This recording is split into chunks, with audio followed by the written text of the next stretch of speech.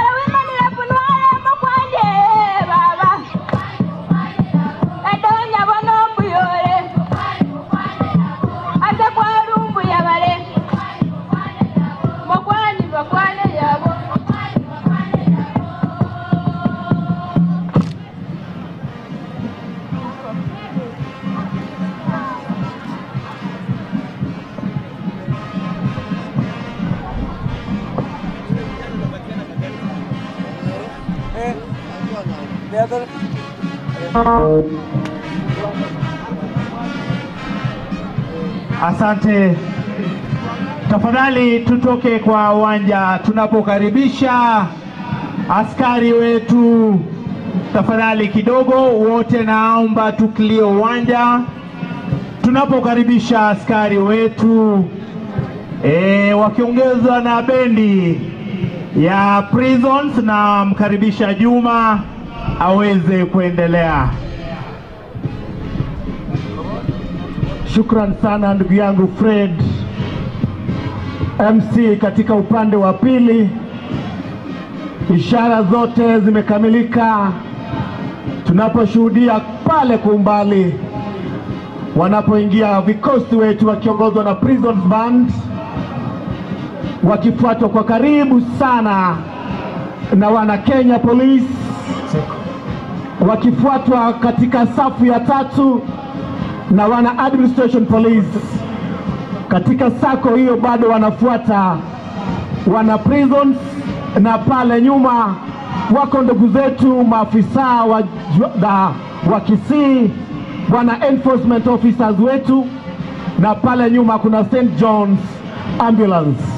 Munaomba wanapopita karibu na jukwaa lako unasimama kwa heshima tu kwa kazi nzuri ambayo wameweza kufanikisha mashujaa hii ya mwaka huu wa 2022.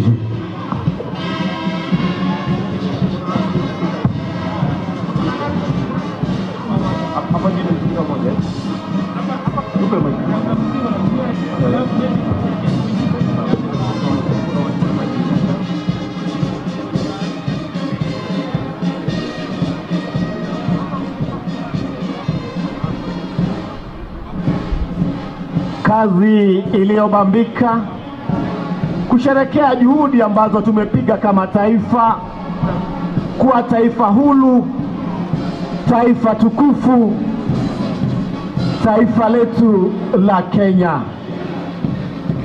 Kwa heshima kuu, wapendwa wananchi, wanapokaribia katika hema lako, kwa heshima hiyo tuweze kusimama tuwakaribishe uwanjani ili waweze kutuletea tumbuizo mbali. Mashujaa Day Celebration, kilele itakuwa hotuba ya rais ambayo itasomwa na County Commissioner wetu Mr. Alan Masharia. Karibu sana vikosi wetu, na shukran kubwa kwa kazi nzuri ambayo umeweza kuitekeleza kuhakikisha ya kuwa kila kitu inaenda vile ilivyopangwa. Tunazidi kuwatambua viongozi wetu, waheshimiwa wajumbe, mashujaa wetu, wageni wote mashuhuri mliofika ugani Gusii Stadium, karibuni sana.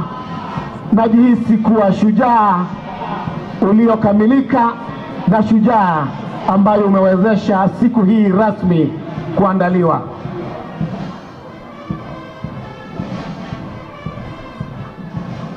Tuweza pia kuwapongeza sana maafisa wetu wa polisi, our uniformed brothers who are doing a very good job.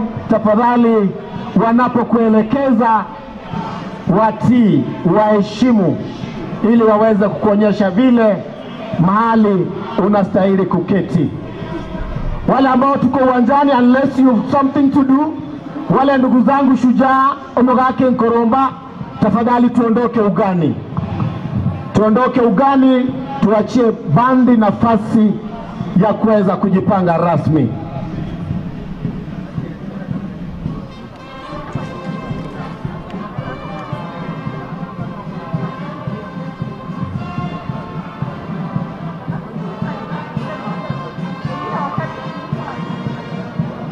All stakeholders ambao wameweza kufika na wamechukua nafasi yao sawa sawa, walioketi katika upande wangu wa kushoto, asanteni sana kwa kufika. Na waona walimu na waona wakurugenzi wa idara mbalimbali, asanteni sana kwa kufika. Tuko hapa kwa karibu sana, tunashirikiana na ndugu yangu the DCC Kisii Central, Mr. Kilonzo. Thank you sir, and thank you for your guidance.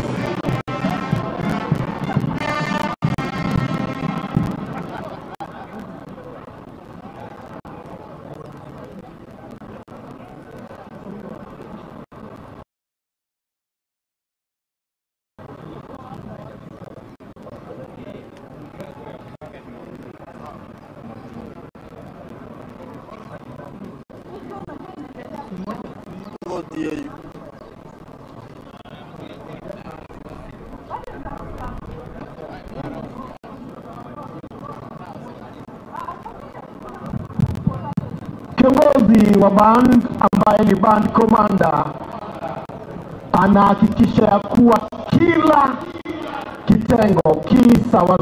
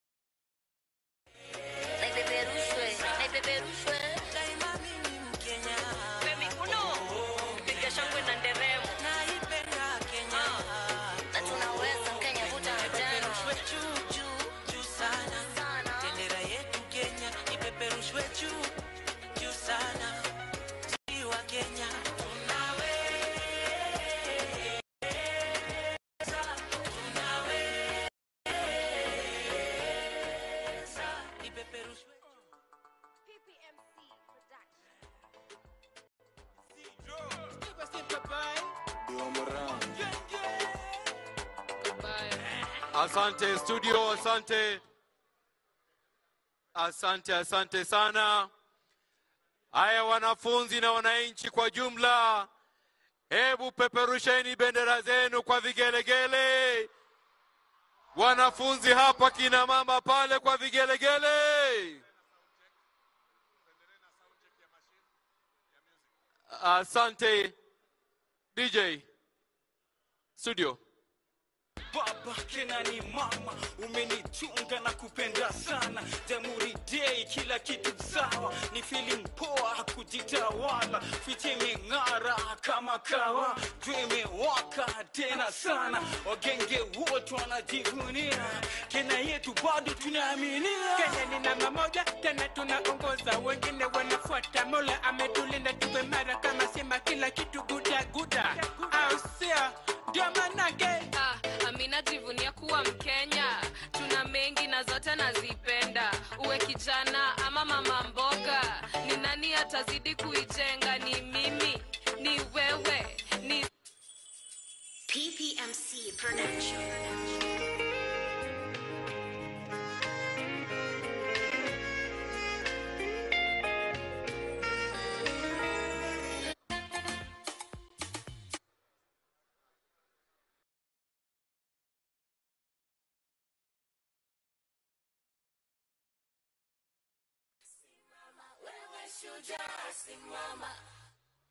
Je, wajua?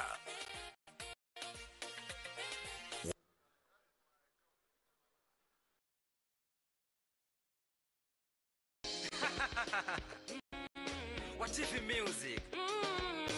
Ini ngori. PPMC Production. Mamorio. Oh yeah yeah yeah. Tabaka zote hapa kwetu twatoshana. Umoja wetu ndio nguvu tunasema. Kama nyota kwenye anga tunang'aa. Pia ndege juu angani tutapaa.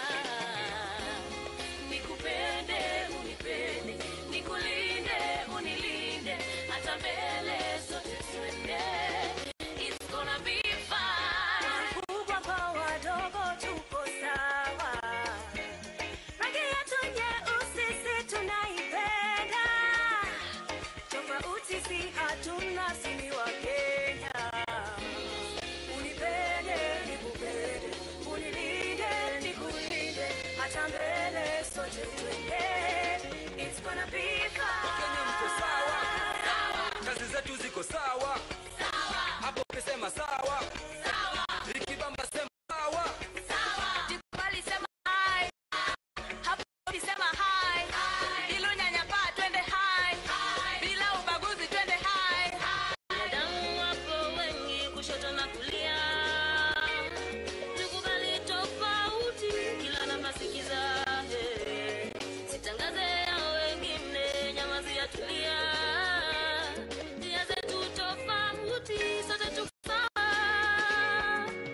Talanta yetu ina run kwa Bibla, Orieng na wasee atufiata. Disney tuko saa mpaka luta. Mazongo tutashika kama bata. Pamoja tunaruka kama bata. Na tunaranda, hakuna blanda. Na tunapanda kama maganda. Tusonge pole pole kama maganya. Kenya tukatike, amuka tubambike, na vile tunasonga na mwendo kitendo, Gusii wa upendo. Roho safi tumeosha osha na uwendo. Hatuna chukina, hatuna duina, tupendana hadi wapige pige nduru. Tupendana hadi wapige pige nduru. Tupendana hadi wapige pige nduru. Mimi na wewe kitu kimoja, sote sauti moja, undugu ni umoja, shikane tujengane. Wewe kitu kimoja, sote sauti moja, undugu ni umoja, shikane tujengane. Wakenya mko sawa, kazi zetu ziko sawa, hapo vipi sema sawa, ikibamba sema sawa. Jikubali sema hi. Hapo vipi sema hi. Bila unyanyapaa twende hi. Bila ubaguzi twende hi. Wakenya mko sawa. Kenya yetu wapi? Kenya yetu moto. Kenya yangu wapi? Kenya yangu moto. Kila kuere mato yako kweto. Kenya kwa damu na mizizi walai.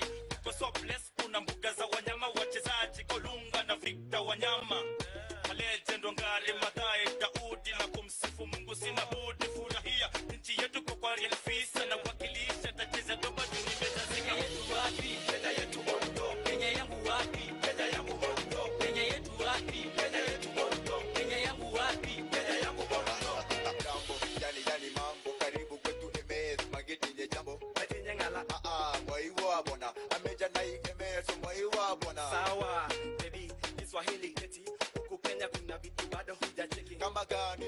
Masai Mara, Amboseli, na bado kuna mingi zenye bado hujazuru. Nenyon, nenyon, karibu wechi mambe, nenyon, nenyon, karibu kwetu Kenya, nenyon. Kenya yetu wapi? Kenya yetu moto. Kenya yangu wapi? Kenya yetu moto. Kenya yetu wapi? Kenya yetu moto. Kenya yangu wapi? Kenya yangu moto. Awalia mwananchi. Ndani ya khana kushibana shino. Ati ndeni ya kusia muigulu. Lakini muigulu evolution. Asante studio. Asante studio.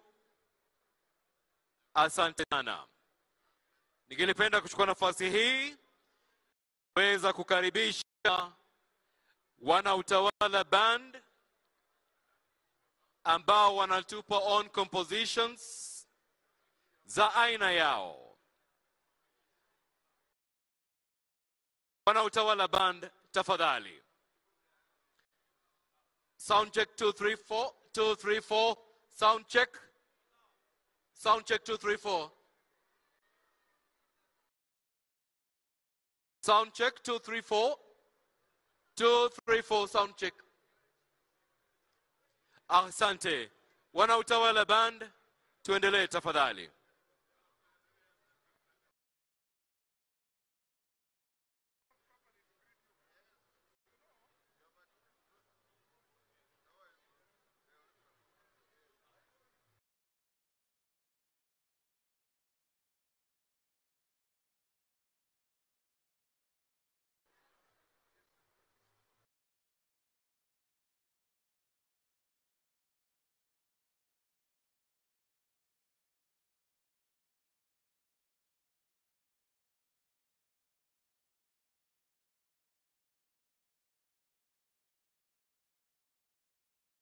Utawala band, sound engineer for Utawala band, thank you very much. Asante, tuendelee.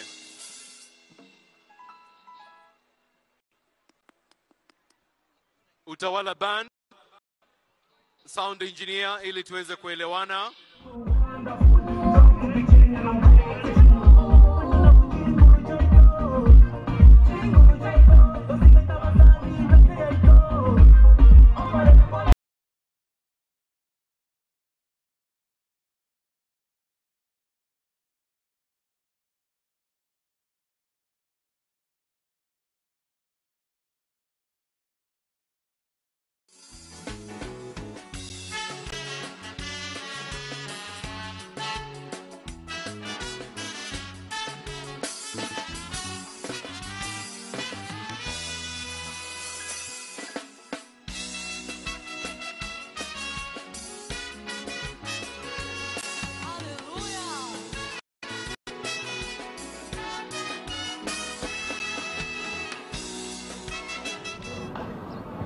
DJ Tony.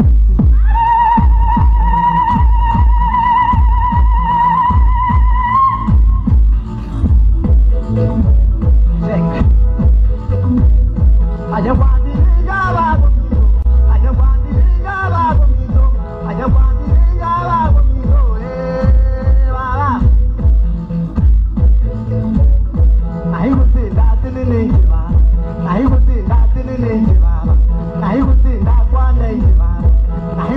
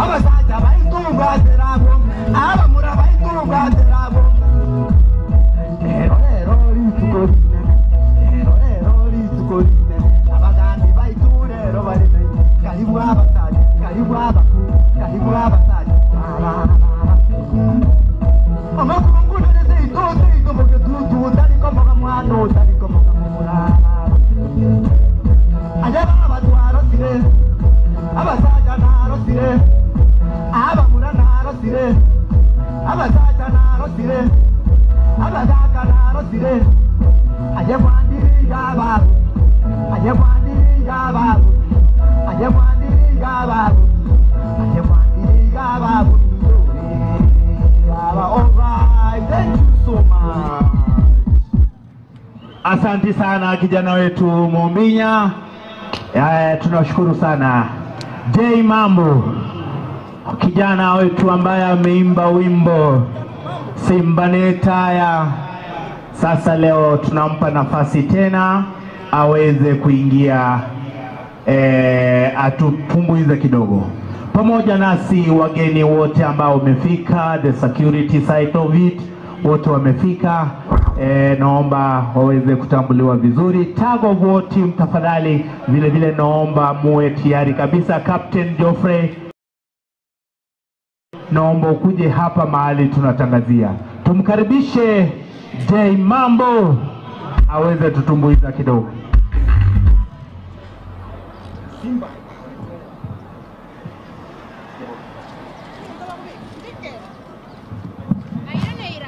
Haya DJ, twende kazi.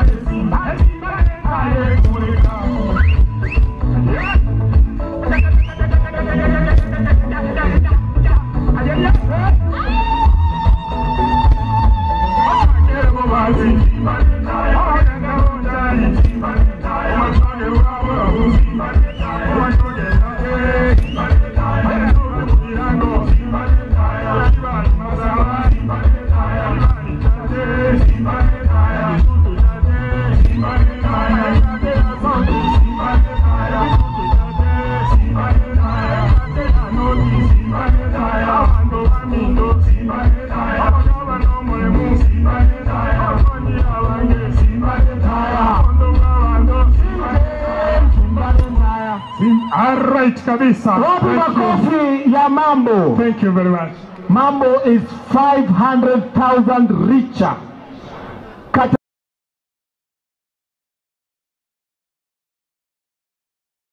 Of that creativity, nice composition from His Excellency the Governor. Unaisema. Wacha tujue ndo atugawie. Sijui kama bado tuko na nafasi, nafasi ipo Maono B lakini group. Tukiangalia wote pale upande ule mwingine, ishara zaonyesha kuwa wageni wetu wa heshima wako karibu kuingia, na nitaomba kwa karibu sana my brother Fred, tuwasiliane kwa karibu sana na viongozi wetu wa band kuu. Wako tayari? Kama wako tayari, tafadhali tuwape nafasi. Haya, tupe Maono dakika moja tu. Maono dakika moja. 1 minute Maono. Muganongo chande. Muganongo chande. Chontegerere. Muganongo chande. Muganongo chande. Mugano ni chontege. Hapa ni chini samani. Titwamanye tege songo. Omwafirikale wakwa. Oramwa yumankisi. Mwafirika boka. Anyengia mainosteka. Okagea ni gatogiwa. Erero Kenya dero. Erero Kenya dero. Ego kwana nelio yelimo. Mosongo tabwati chiro. Ero soba menyete. Neti mioro chaye. Unekero go Kenyange. Nenda sarama. Kweli wakoroni. Nenda sarama. Kweli wakoroni. Sarama. Kweli wakoroni. Nenda sarama. Kweli wakoroni. Walienda sarama. Bonombu yatole. Walienda sarama. Bonombu yatole. Yenda sarama. Bonombu yatole. Walienda sarama. Bonombu yatole. Matunda yetu ya Nyayo. Sasa Kenya tuyavune. Matunda yetu ya Nyayo. Sasa Kenya tuyavune. Asante women rep wetu Awabi, asante sana. Kwa sasa naomba tafadhali kama hausiki na parade utoke kwa uwanja. Media wetu tafadhali naomba tusogee kule kabisa, kisha tuache line ine. The first 4 lines ndio parade yetu itapita. Napohesabu line 1 2 3 4 5 ndio watapita. Pale mwisho wale wako kwenye kwa line tutoke tafadhali. Tunataka kupea OSPD wetu waweze kufanya kazi yao. Ni sherehe ya masujaa ambapo wanaongozwa na bendi yetu ya Prisons Juma Omari, na pisha kwenu mulete parade kwa uwanja. Wale wamesahau bags hapa tafadhali.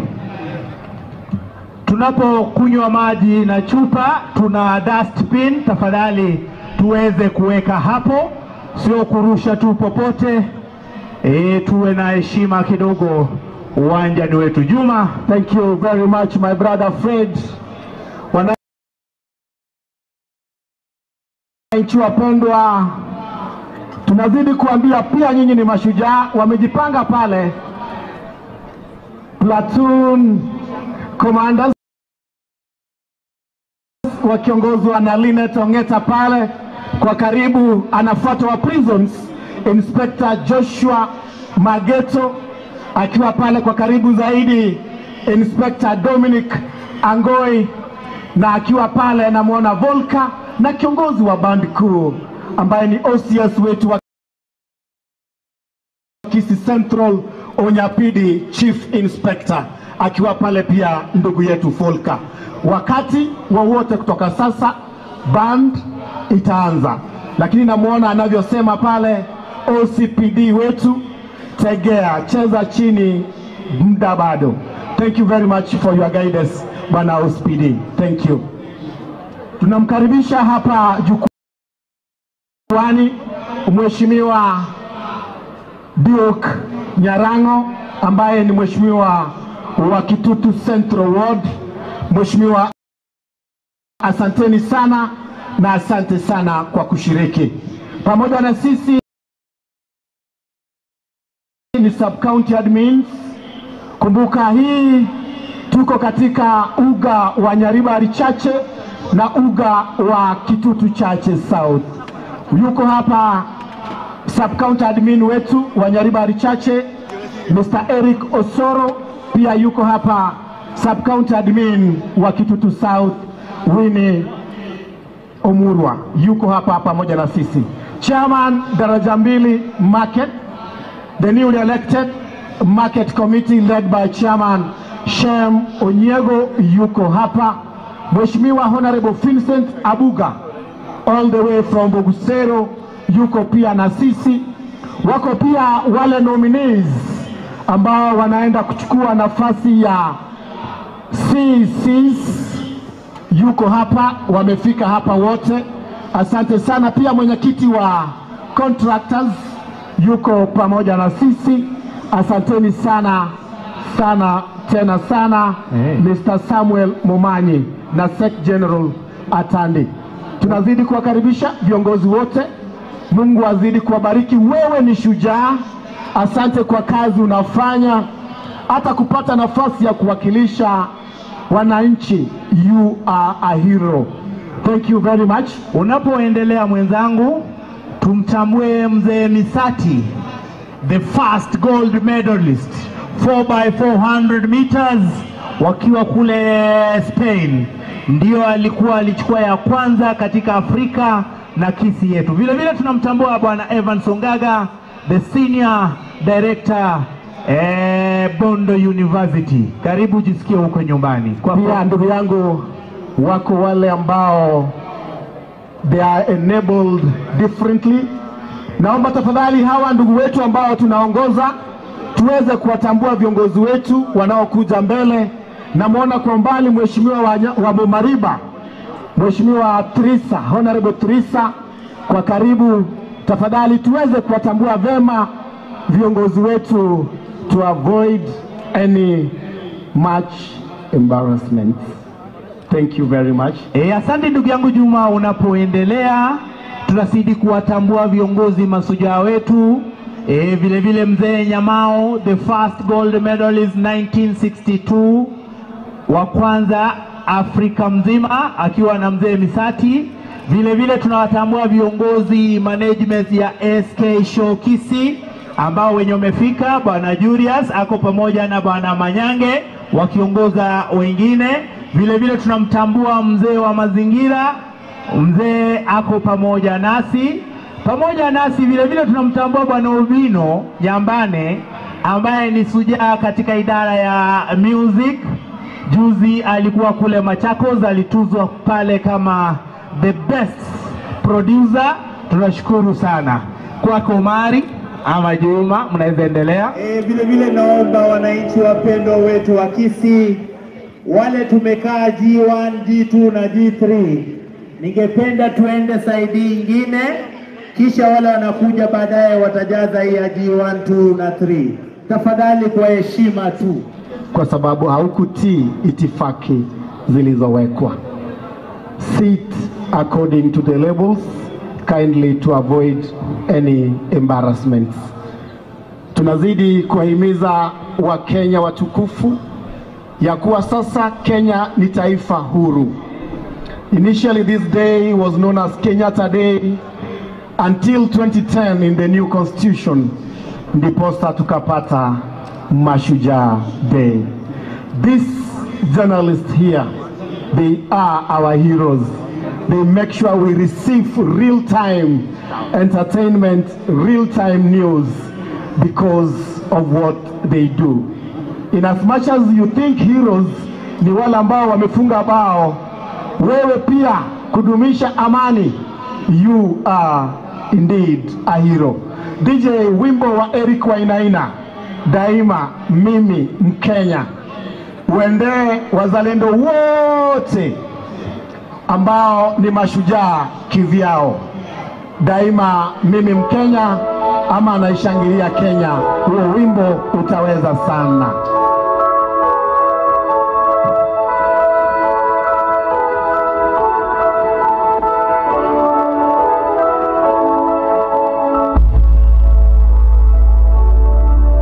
Vile vile naomba wananchi wapendwa wetu wa Gusii, wale tumekaa G1, G2 na G3, ningependa tuende saidi ingine, kisha wale wanakuja baadaye watajaza hii ya G1, 2 na 3.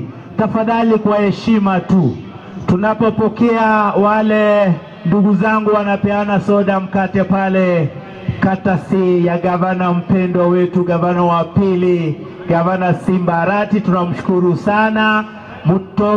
Msogee, asante sana tafadhali. Ningekuwa na uwezo ningekuja niwasalamie nyinyi nyote kwa kunisikiza na kwa kunipenda. Tafadhali tuende tuchaze hizi zingine za mwisho. Wale vijana wangu, vijana wetu wanaopeana soda na mkate, tunawashukuru sana. Nyinyi ni watu wa roho safi, mnapeana lakini hamkuli, mtakula baadaye, tunawashukuru. Wote tujaze kule. Ndugu yangu Fred, kama una nafasi, tuko na watumbuizaji wengi sana. Ningependa umpe Sagero dakika 3. Tumpe Sagero dakika ama yeyote anayefaa kwa sasa. Tukonfirm kama tunaruhusiwa kuingia katikati, tukingoja signal kutoka OSPD wetu. Tunaweza tumbuiza na huku lakini sio uwanjani. Thank you very much. Sasa nipende nimuite Sagera hapo hapa. Sagera akuje hapa. Ng'ombe Nengima. Vile vile yeye ni sujaa. Nilimpea usujaa. Asante sana. Baada ya yeye kuniimbia. Ndugu yangu Fureti, yes. Ukiendelea kwa pande ya Sagero, kuja huku Sagero usikanyage uwanja. Ukiendelea kwa pande ya Sagero. Tafadhali wageni waheshimiwa, tuko na nyumba za kujisaidia, ile ya kufungua kwa lugha ya Kiingereza wanasema restrooms ama washing rooms. Washing rooms. Washing ama wash. Yote hiyo ukisema washrooms, yes. Hiyo. Tuko na pande ile, ndio hizo. Wale wananchi wa kawaida. Pande ile pia ndio zile. Samaki za VIP siko hapa chini, VIP. Zile samaki za kuflash. Na VIP ni nani hao? Watu wa nyumbani, kuna msitu pale, na ukiona inatingika uchue mtu wako huko ungoje amalize. Na hiyo msitu ni kuharibu mazingira. Unataka na kukamatwa. Thank you. Sijui hospitali yako wapi. Unataka kuharibu mazingira? Asante ndugu yangu MC mwenzangu Omari. Sasa Sagero, sitaki ile ya kutumbuiza wageni, ulete nyingine kwanza. Umeweka? Na hii nani alikuambia ibe kutoka kwangu? Nani alikuambia? Mimi ndio nilikupea sujaa. Wacha tumkaribishe kama MC Juma. Hauna habari yoyote, tunaweza mkaribisha Sagero kidogo. 1 minute tafadhali. Elijah Umanga, omugako uliye shujaa Elijah Umanga, tafadhali unione briefly. Na omongino kurukunga Ann Nyamasege, unione tafadhali. Njoo hapa jukwani. Mugaka Elijah Umanga kurukenyanya, no mongina Ann Nyamasege kurualia Sameta. Tora na keigo asida kikeyem. Bia mono sana. Thank you Fred. Sagero, nafasi ni yako. Vile vile kumbuka the area MP wa Nyaribari Chache, nasikia yako njiani anakuja pia, amesema Mheshimiwa Sahil Janda. Vile vile tuko na Mheshimiwa Kibagendi, women rep wetu, county MP wetu Madam Donya anakuwa nasi. Vile vile Mheshimiwa the super senator Richard Momoima, wote watakuwa hapa. Sasa tumkaribishe Sagero Ng'ombe Nengima. Thank you. Abantu bamintu ba Gusii County, saluting we singeje tekote sobo our excellency Simba Arati. Moinaria tigango ndarora moinaria. Thank you. Aya DJ.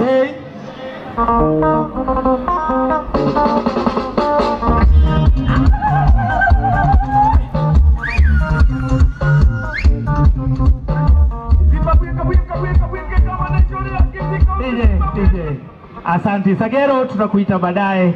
Unajua OSPD akikwambia ukileta nyenyenye utalala ndani, lakini siku hizi ndani kuna soda na mkate. Sasa nimrudishie OSPD Gusii Central pamoja na timu yake, wakati ni wenu. Asante.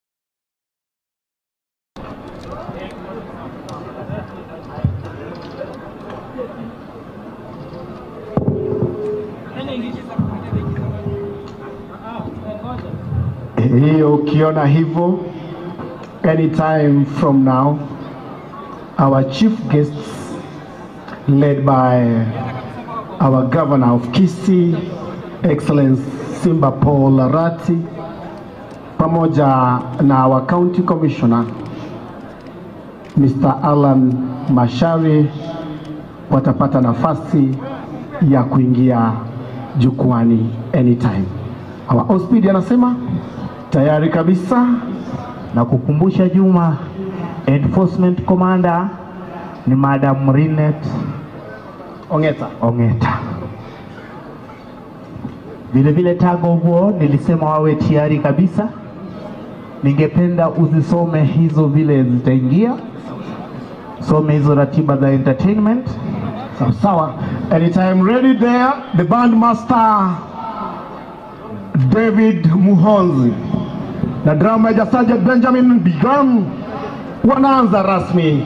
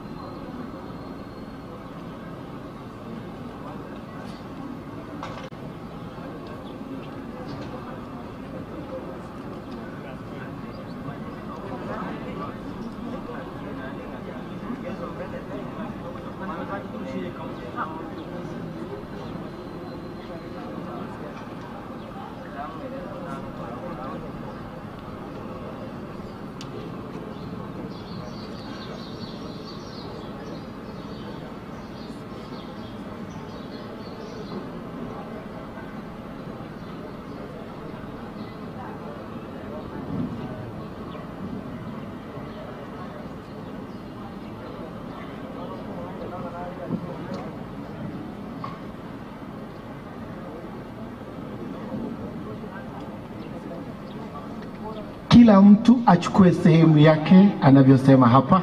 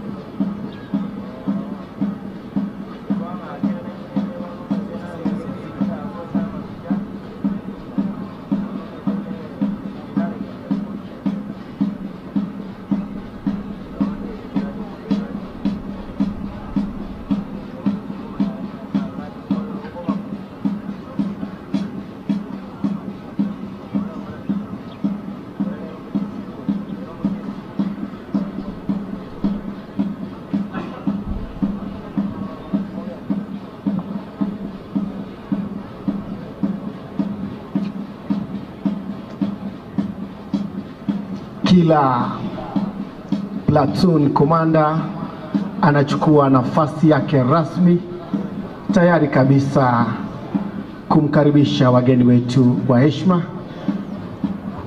jinsi walivyojipanga na jinsi walivyojiandaa.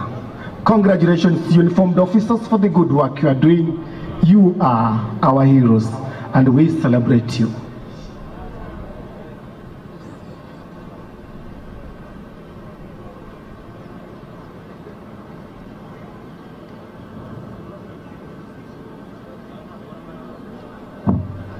Parade RSM anachukua pia nafasi yake.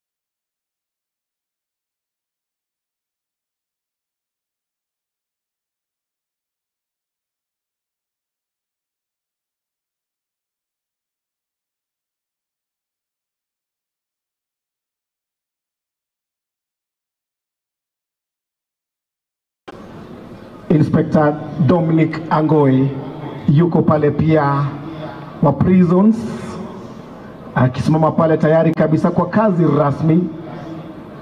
Joshua Mageto, na yuko pale kiongozi senior parade commander OCS Kisii Central Onyapidi.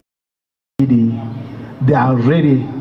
Pale enforcement officers yuko dada wetu mpendwa Linet Ongeta, na St. John's dada yetu pia yuko pale na amechukua nafasi yake tayari kabisa kuwakaribisha wageni wakuu wa siku ya leo. Na hawa wando watatuongoza kwa wimbo wa taifa na wimbo wa Jumuiya ya Afrika Mashariki, wakiongozwa na kikosi kizima Kenya Prisons Band. Ndo hao watatuongoza kwa nyimbo zote mbili. We salute you, our officers. You are looking great and may God bless you. Mheshimiwa kwa umbali na mwana mheshimiwa wa eneo hili, Mheshimiwa Zahil Jihanda anakuja pole pole, aste aste, yeye pia ni shujaa. Tupigeni makofi anapoingia mheshimiwa huyo, na asante mheshimiwa kwa kupata nafasi ya kushiriki Mashujaa Day makala ya 59. Karibu sana mheshimiwa Jahil Janda. Mheshimiwa Monyenye, the area MCA, mzee wa kazi, he's looking young. Thank you very much mheshimiwa for being here and God bless you. Wakati wowote kutoka sasa, wale ambao tumesimama kwenye line, unless you have a special assignment,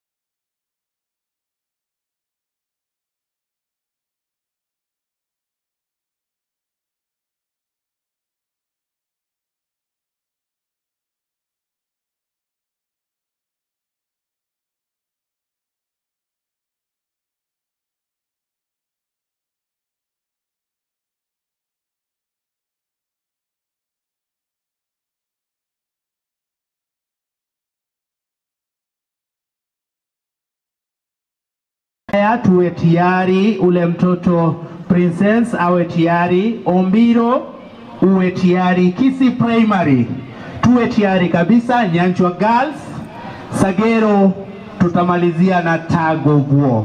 Hao wote nimetaja watatushughulikia wakati wa kuimba. Tunapomaliza mambo ya parade na maombi, tunapoingia burudani, tuwe tayari tusaidiane. Asante Juma.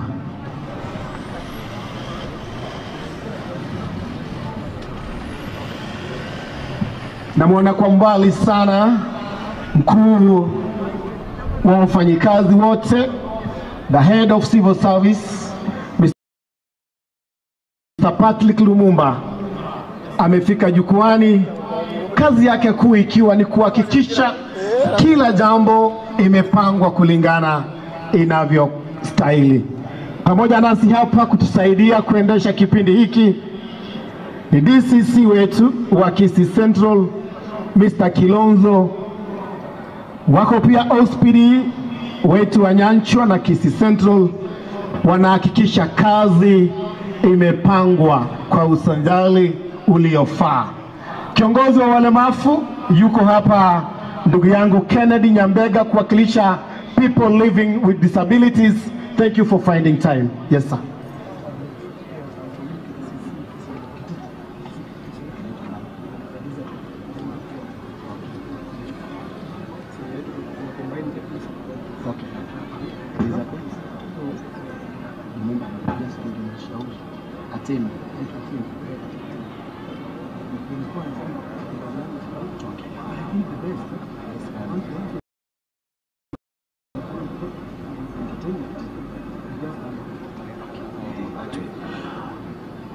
Namuona pia tunashirikiana kwa karibu sana na DCC wetu wa Kitutu Central, Kumbuka hii ni combination ya Nyaribari Chache na Kitutu Chache South.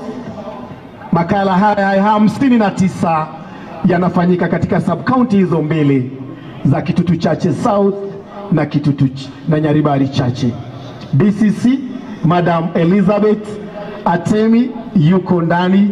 Thank you very much, Madam, and thank you for being here, and thank you for making sure that things are working well.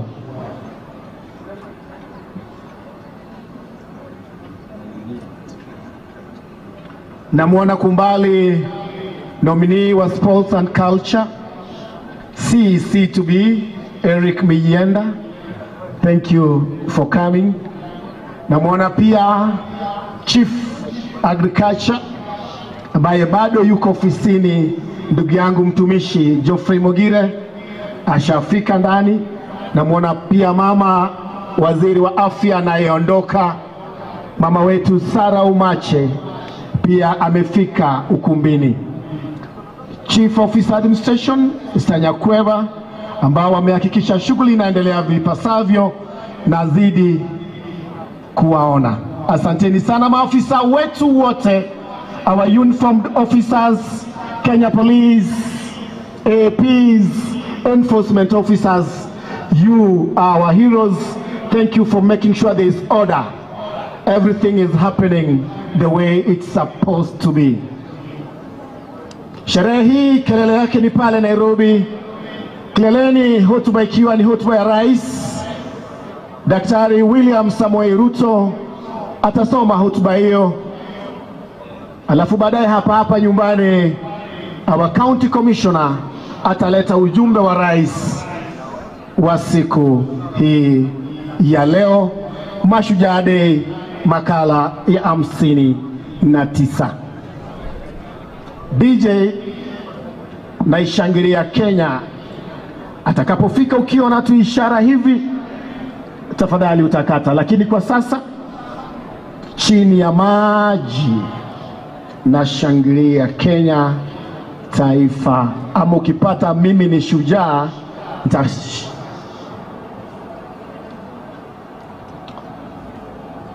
kwa umbali. Mbiu ya uongozi nalia. Naomba tafadhali wale ambao tumesimama hapa tupate nafasi ya kuketi. Sitatarajia watu wengi ambao hawana kazi kuwa katika kamera. Tuwe wachache, tupeane nafasi. Taomba tafadhali wageni wa heshima watakapoingia, sisi wote ukumbini wa Gusii Stadium tuweze kusimama, tuwashangilie kwa shangwe na nderemo, na tushangilie taifa letu tukufu, kwani sisi wote ni shujaa. Magari tafadhali, ukishafika hapo tafadhali tunarudi tuwape nafasi kikosi. Bandi yetu hapo ndio itakuwa exit. Tafadhali Fred waongoze hao madriver wetu mahali wanastahili kufanya the right parking.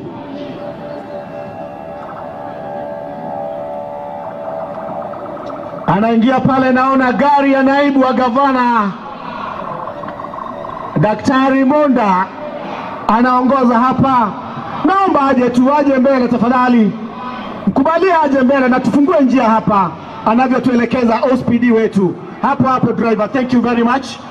Na nakubali aingie ukumbini, na driver tafadhali akishashusha tafadhali uondoe gari. Tumkaribishe kwa heshima naibu wa gavana wetu. Tafadhali aingizwe ukumbini naibu wetu wa gavana Daktari Robert Monda.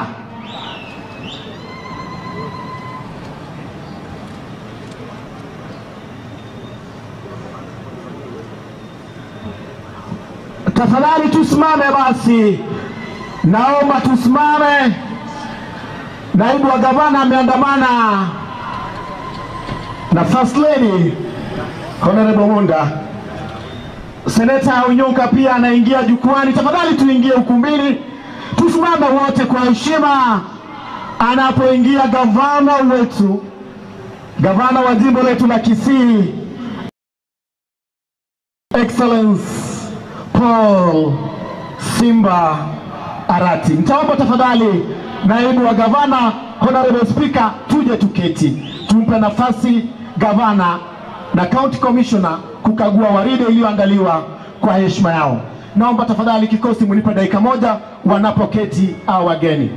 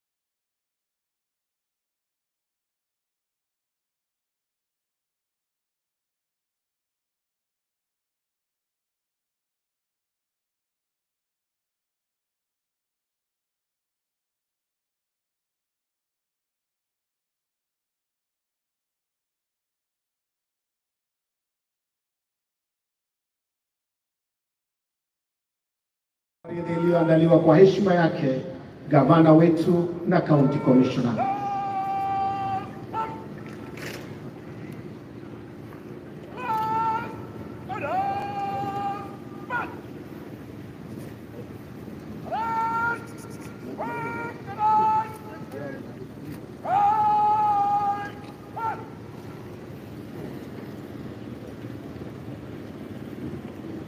Tubaki tukiwa tumesimama anapoingia jukwani gavana wetu Paul Simba Arati. Wapi makofi yake wanapoingia jukwani kwa heshima.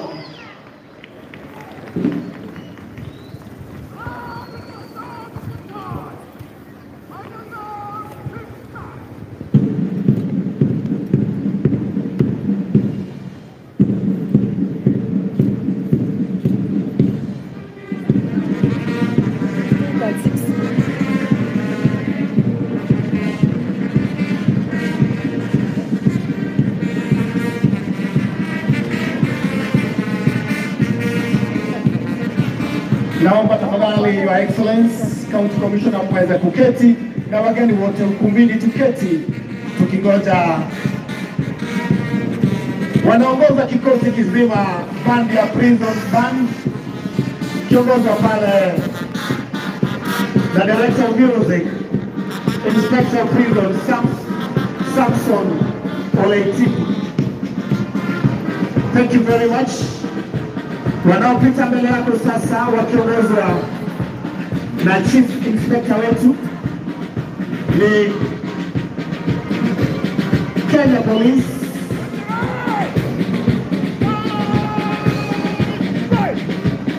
Tusimame tafadhali wote tena ukumbi mkuu wanapopita mbele hapa.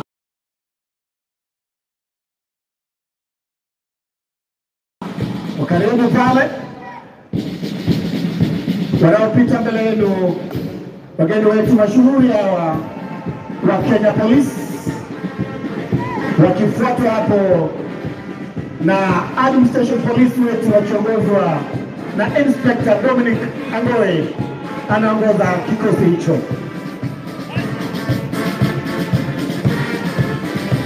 Wageni wetu wa heshima wanaofuata sasa sare zao rasmi, Kenya Prisons wakiongozwa na Inspector Joshua Mageto. Dada yetu akiongoza kikosi cha enforcement, dada wetu Linet Ongeta anaongoza kikosi hicho cha enforcement officers wa Gusii. St. John's and aste na wanaopita sasa ni wageni wetu wa mwaka huu, Kenya Prisons Band wakiongozwa na Samson Ole Naitipa na drum major pale Sergeant Benjamin Bigen na bandmaster David Muhonzi.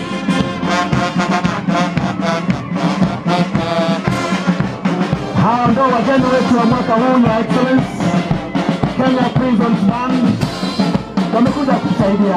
Naomba tafadhali tuketi. Shukran.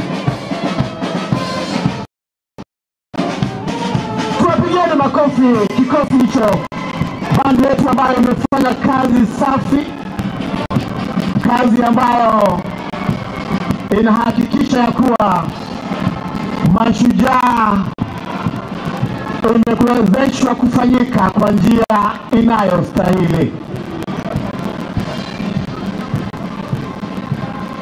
Wimbo Kenya kipenzi, Kenya ni kipenzi chetu, ukipromoshwa hapo rasmi na kwaya ya Kenya Prisons.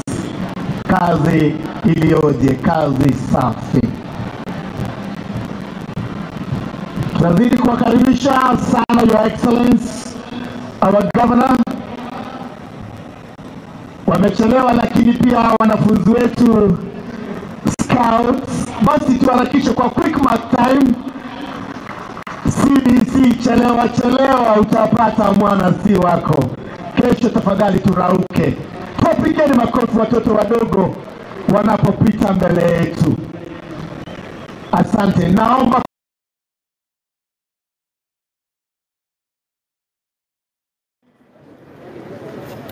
tungeenda kuongozwa na ndugu yetu wa Muslim community Sheikh Ibrahim Nuhun wa Jamia Mosque Gusii, ndiye atatufungulia maombi ya Mashujaa Day ya siku ya leo.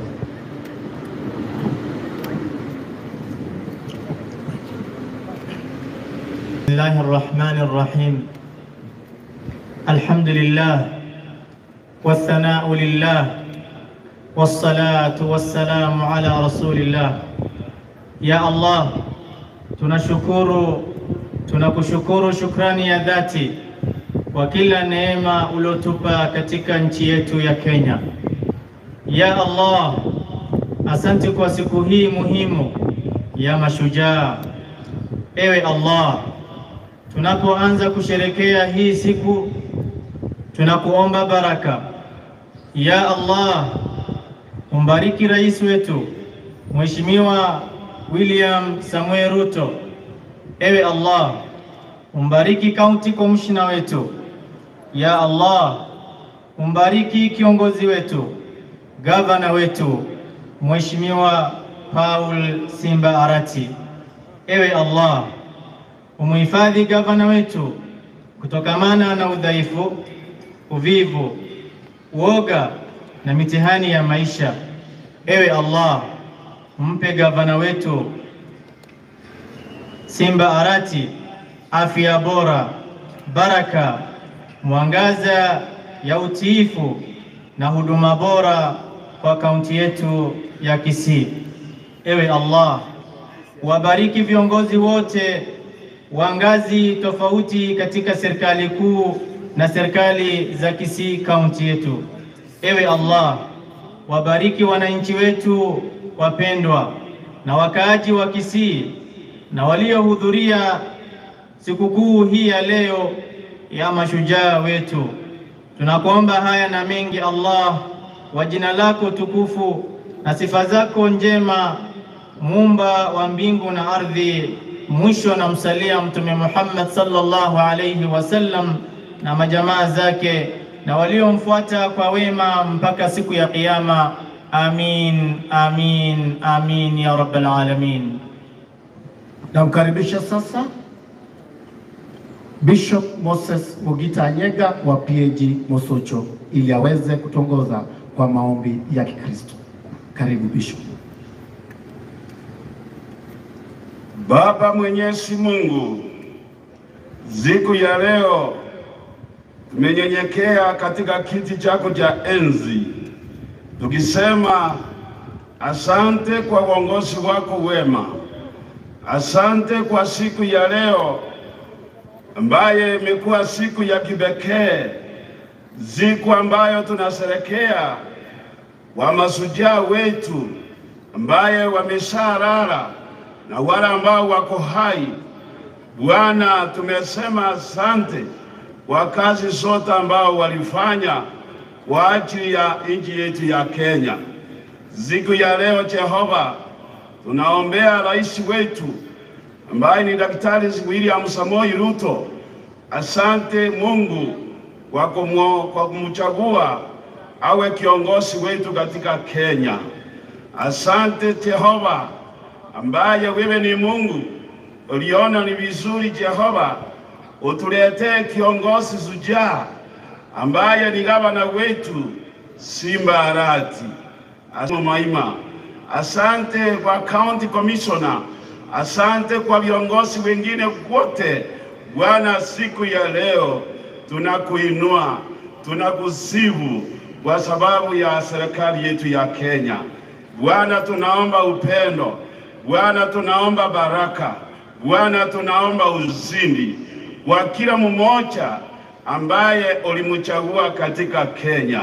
Utusaidie Bwana, gavana wetu vile ulimchagua kwa kuanza kazi katika Gusii. Bwana umsaidie mahali popote anatembea usiku na mchana, na Bwana utusaidie. Ni katika jina la Yesu aliye mkombozi wetu. Asante, naomba tafadhali tuweze kuketi. Your Excellency, our Governor of Gusii County, Excellence Paul Simba Arati, Your Excellency, the First Lady of Gusii County, Madam May Arati, our County Commissioner of Gusii County, Mr. Alan Mashari, our Deputy Governor, Excellence Daktari Monda,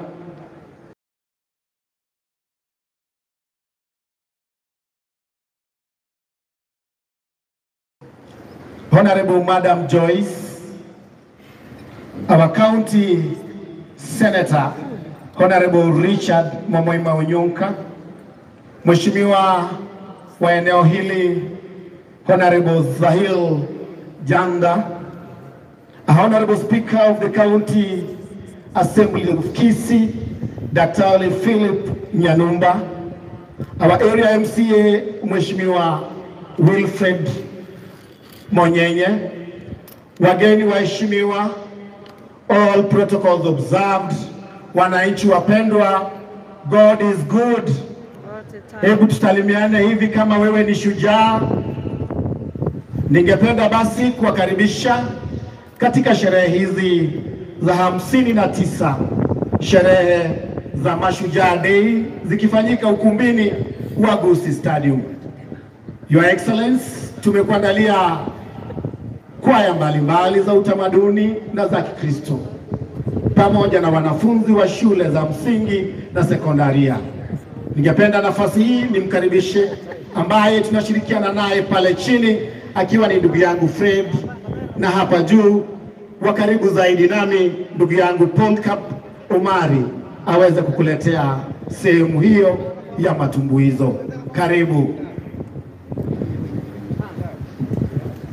Asante sana, Your Excellency the Governor Gusii County, Honorable Paul Simba Arati, Your Excellency the Deputy Governor, County Commissioner, Speaker, County Assembly, Dr. Philip Nyanumba, Your Excellency, the First Lady, and also Senator Richard Momoibonyoka. Karibuni sana. Itifaki zote zinapofuatwa, tunashukuru. We move now to the session of entertainment. And before you, Your Excellency, is the Gusii SDA Choir going to give us one piece as we move on. Tafadhali tuharakishe kidogo, tunaomba kwaya hiyo iweze kuanza kwa haraka mno.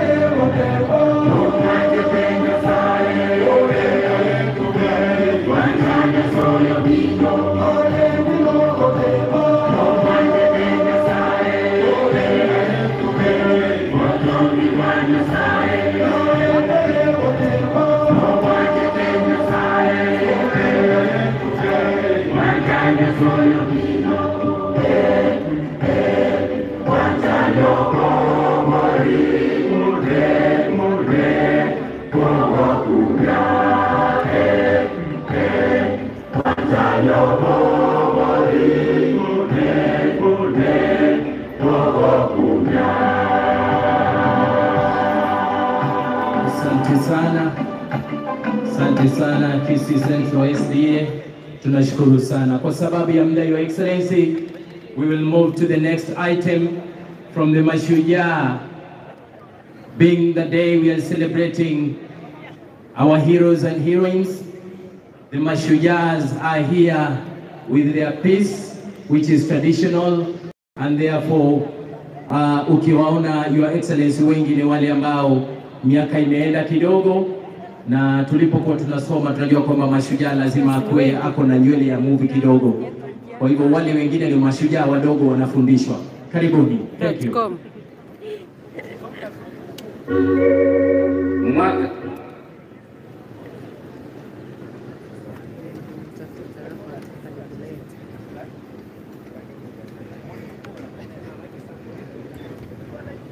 DJ Shosho.com.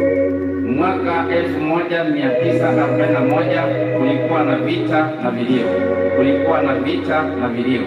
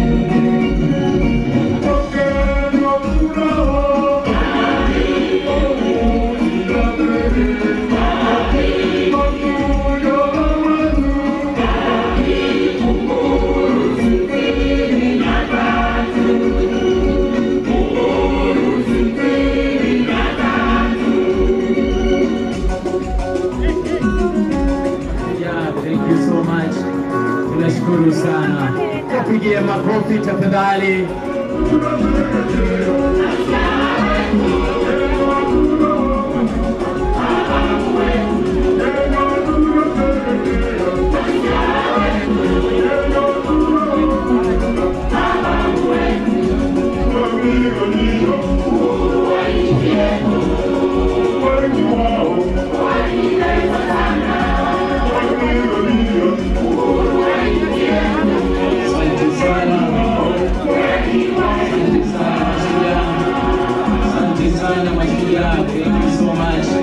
Tunashukuru sana. Wapigie makofi tafadhali mashujaa hao ambao ni wakongwe wetu ambao wametupa burudani. Your Excellency, tutasonga mbele tukienda pale kwa shule inayofahamika kama shule ya msingi ya Gusii Primary. Wale asante sana. Kuna mwanafunzi pale, yule mtoto wetu wameamua kumleta mwanzo. Sawa sana, karibu sana. Huyo mtoto apatiwe nafasi alafu endelee. DJ utampa mic pale, mpe mic alafu mwanafunzi huyu, Your Excellency, the first lady wetu amekuwa akimlipia school fees and therefore siku ya leo ameletwa na baba yake kuja kuimba wimbo wa kutoa shukrani. Bwana Yesu asifiwe. Bwana Yesu asifiwe. Kwa majina naitwa Princess Mary. My governor is Simba Arati. Niko na wimbo ya kuwabariki.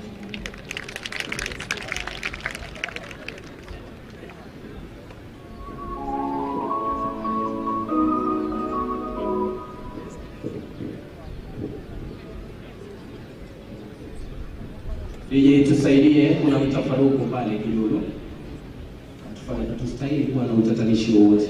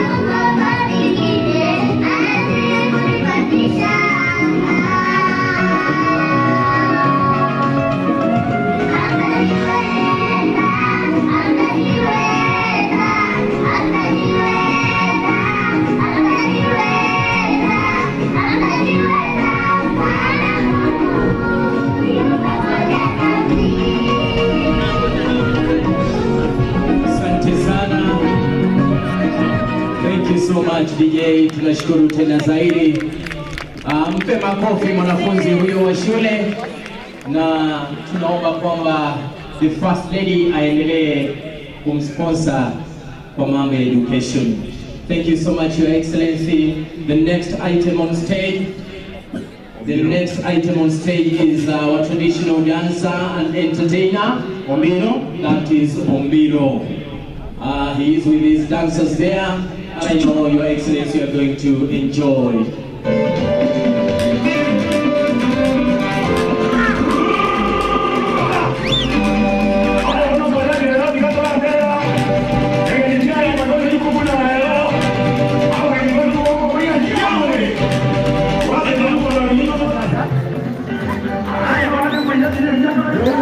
Simba Arati wakiandamana sana na katika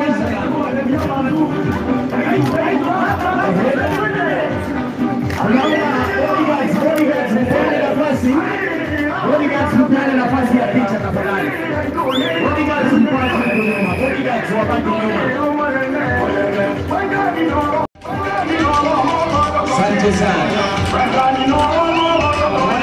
Pale Simba Arati mwenyewe.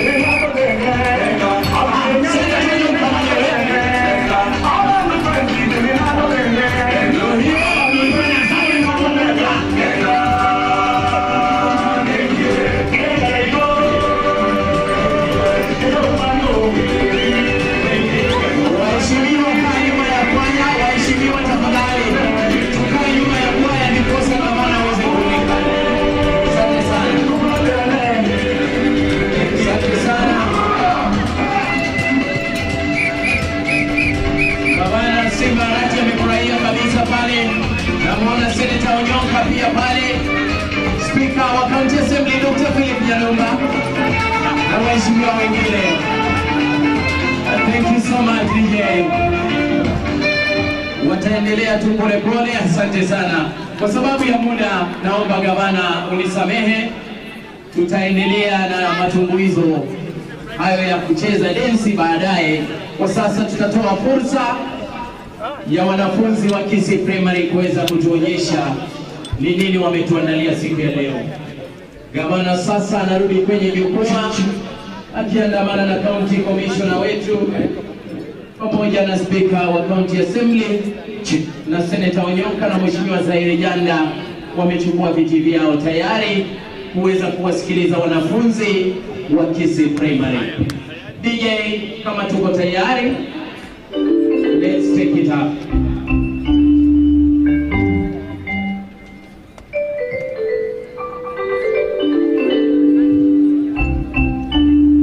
Wakenya wote tuko hapa. Tuko hapa kusherehekea. Tulipopata uhuru. Tuko hapa kusherehekea. Simba wetu yuko hapa. Yuko hapa kusherehekea. Mwenda wetu yuko hapa. Yuko hapa kusherehekea. Komishona yuko hapa. Yuko hapa kusherehekea. Kaunti nzima wako hapa. Wako hapa kusherehekea.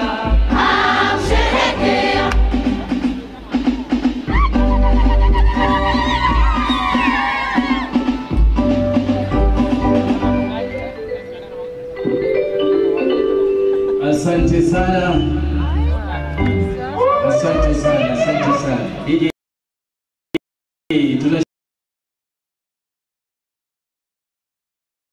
haya basi wanasema wamalize.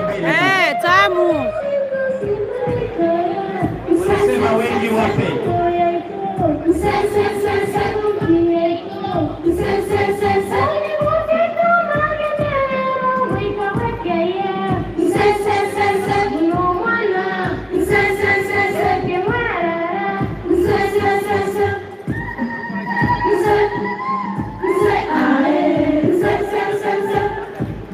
Thank you so much. Makofi tafadhali.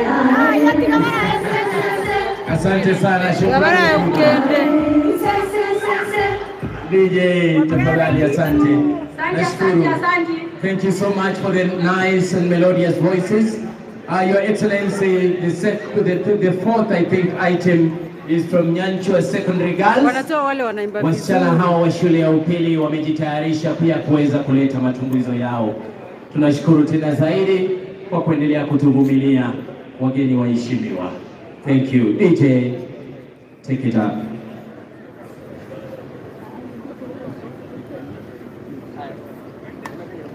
Gavana Simba Arati ametoa juhudi zake zote, lakini bila usaidizi wenu Wakenya zitafaulu kamwe. Simba Arati ametoa juhudi zake zote, lakini bila usaidizi wenu Wakenya zitafaulu kamwe. Gavana Simba Arati ametoa juhudi zake zote, lakini bila usaidizi wenu Wakenya zitafaulu kamwe. Gavana Simba Arati ametoa juhudi zake zote, lakini bila usaidizi wenu Wakenya zitafaulu kamwe. Bang bang bang bang. Bang bang bang bang bang. Chukuchero dilo. Bang bang bang. Bang bang bang bang bang. Chukuchero dilo. Baba. Gati wasomereke bana kanyora tijino re mapade baba. Diji mono muyole. Gabana mono muyole. Gati wasomereke bana kanyora seneto no re mapade baba mapade mapade yabo. Gati wasomereke bana kanyora seneto no re mapade baba mapade mapade yabo. Seneto mono muyole. Gusii ya itombu yele. Wali ule soda mbiyatore. Mukanye yabo. Bati wasemane. Thank you so much. Makofi tafadhali kwa Nyanchwa Girls.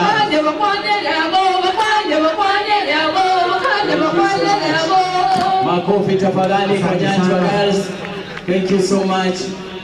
For the two pieces ambazo tayari tumefanyiwa, Mr. Fred, yes. The First Lady has promised for the Gusii Primary School and the Nyanchwa Secondary Girls, yes, that she will personally, together with the governor, sponsor their uniforms and also costumes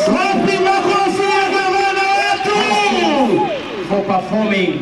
So wherever they will be, she has said they need to work very hard in terms of fine-tuning their songs, because wherever they will be going for performances, she will sponsor them. Thank you. Thank you so much. On their behalf, we really appreciate our On stage now, Your Excellency, na wageni waheshimiwa ambao mko hapa, is Sagero Manpepe Munyamboni Kimwanda.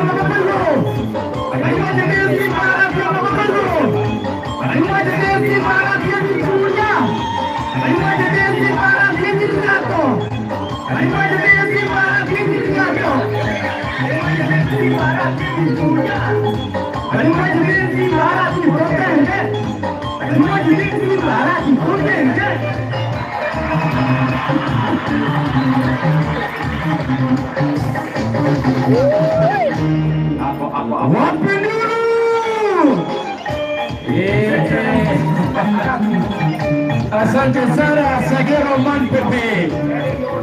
Shikilia hapo. Thank you so much. Your Excellency, Sagero anaweza washa moto hapa. That is a very, very enthusiastic performance. Nashukuru sana. Your Excellency, the next item and the last one kwa entertainment ni hii ya tag of war. Tag of war. Kwa hivyo wale wanafunzi ambao mko nyuma pale, akina mama, kwa heshima nawaomba mtatusamehe kwa leo kwa sababu ya muda. Tutawaita baada ya kumaliza. Tag of war. Tena tafadhali tuende mbele. Na wale mko kwa uwanja, na haushughuliki na mambo ya kamera, tutoke kwa uwanja. Your Excellency the Governor, in front of you is the Gusii County Tag of War team, men and women.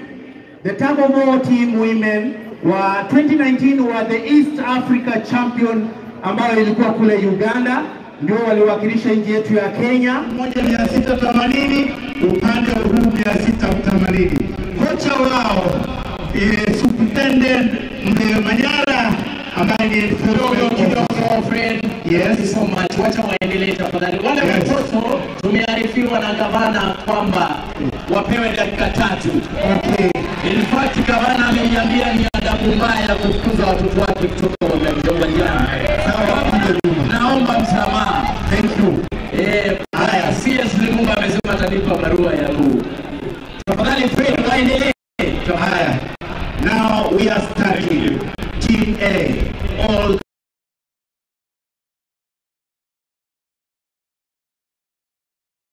Mumba amesema atanipa barua ya kuu. Tafadhali Fred, waendelee. Haya.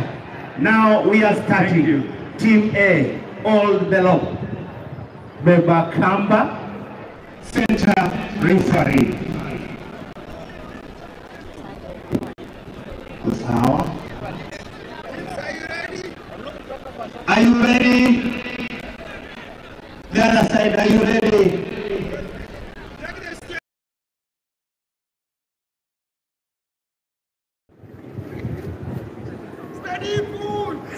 Hey, sasa ndio hiyo mambo ni kuvuta kamba, kilo ni 680 kila upande. Hey, wanaume wanawake wamechanganya, ndio hiyo. Hakuna wale wana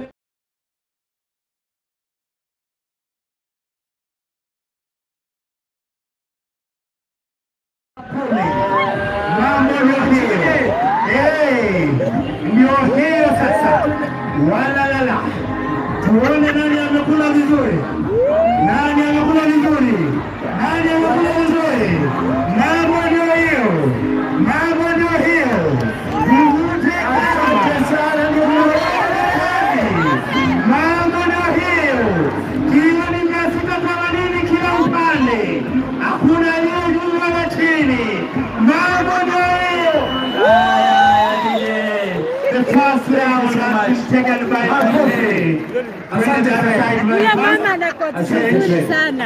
Huyu mama unaona venye anawaelekeza, anawaambia sasa fruta, anawakoti vizuri. Wanafunzi tafadhali. Yes, sijui lakini anawakoti poa. Vipi hao wanafunzi? Oh, ni kanjo.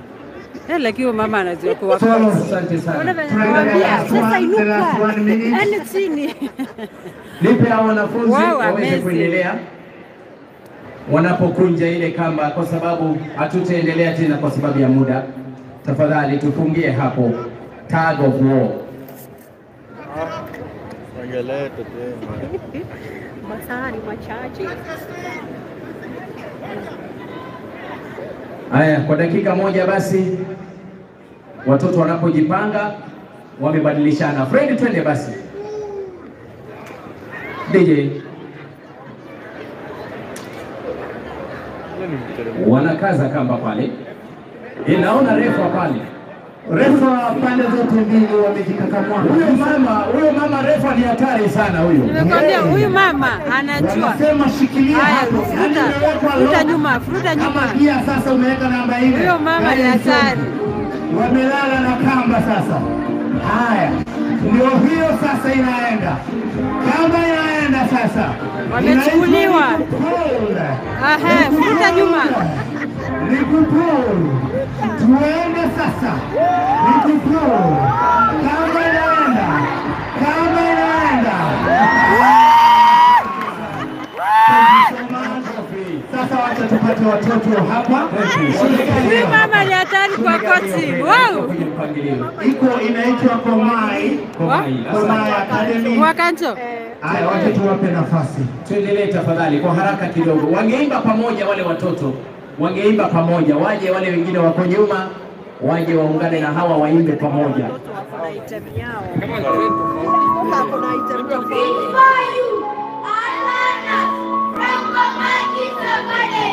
Ready to present you a fine entitled Unique Gusii Governor. Our ever Gusii Governor, none other than Simba, Arati, Gusii Academy learners, have the pleasure to meet and talk to you today. Honorable Simba, as the word suggests, indeed, you are the lion in the jungle.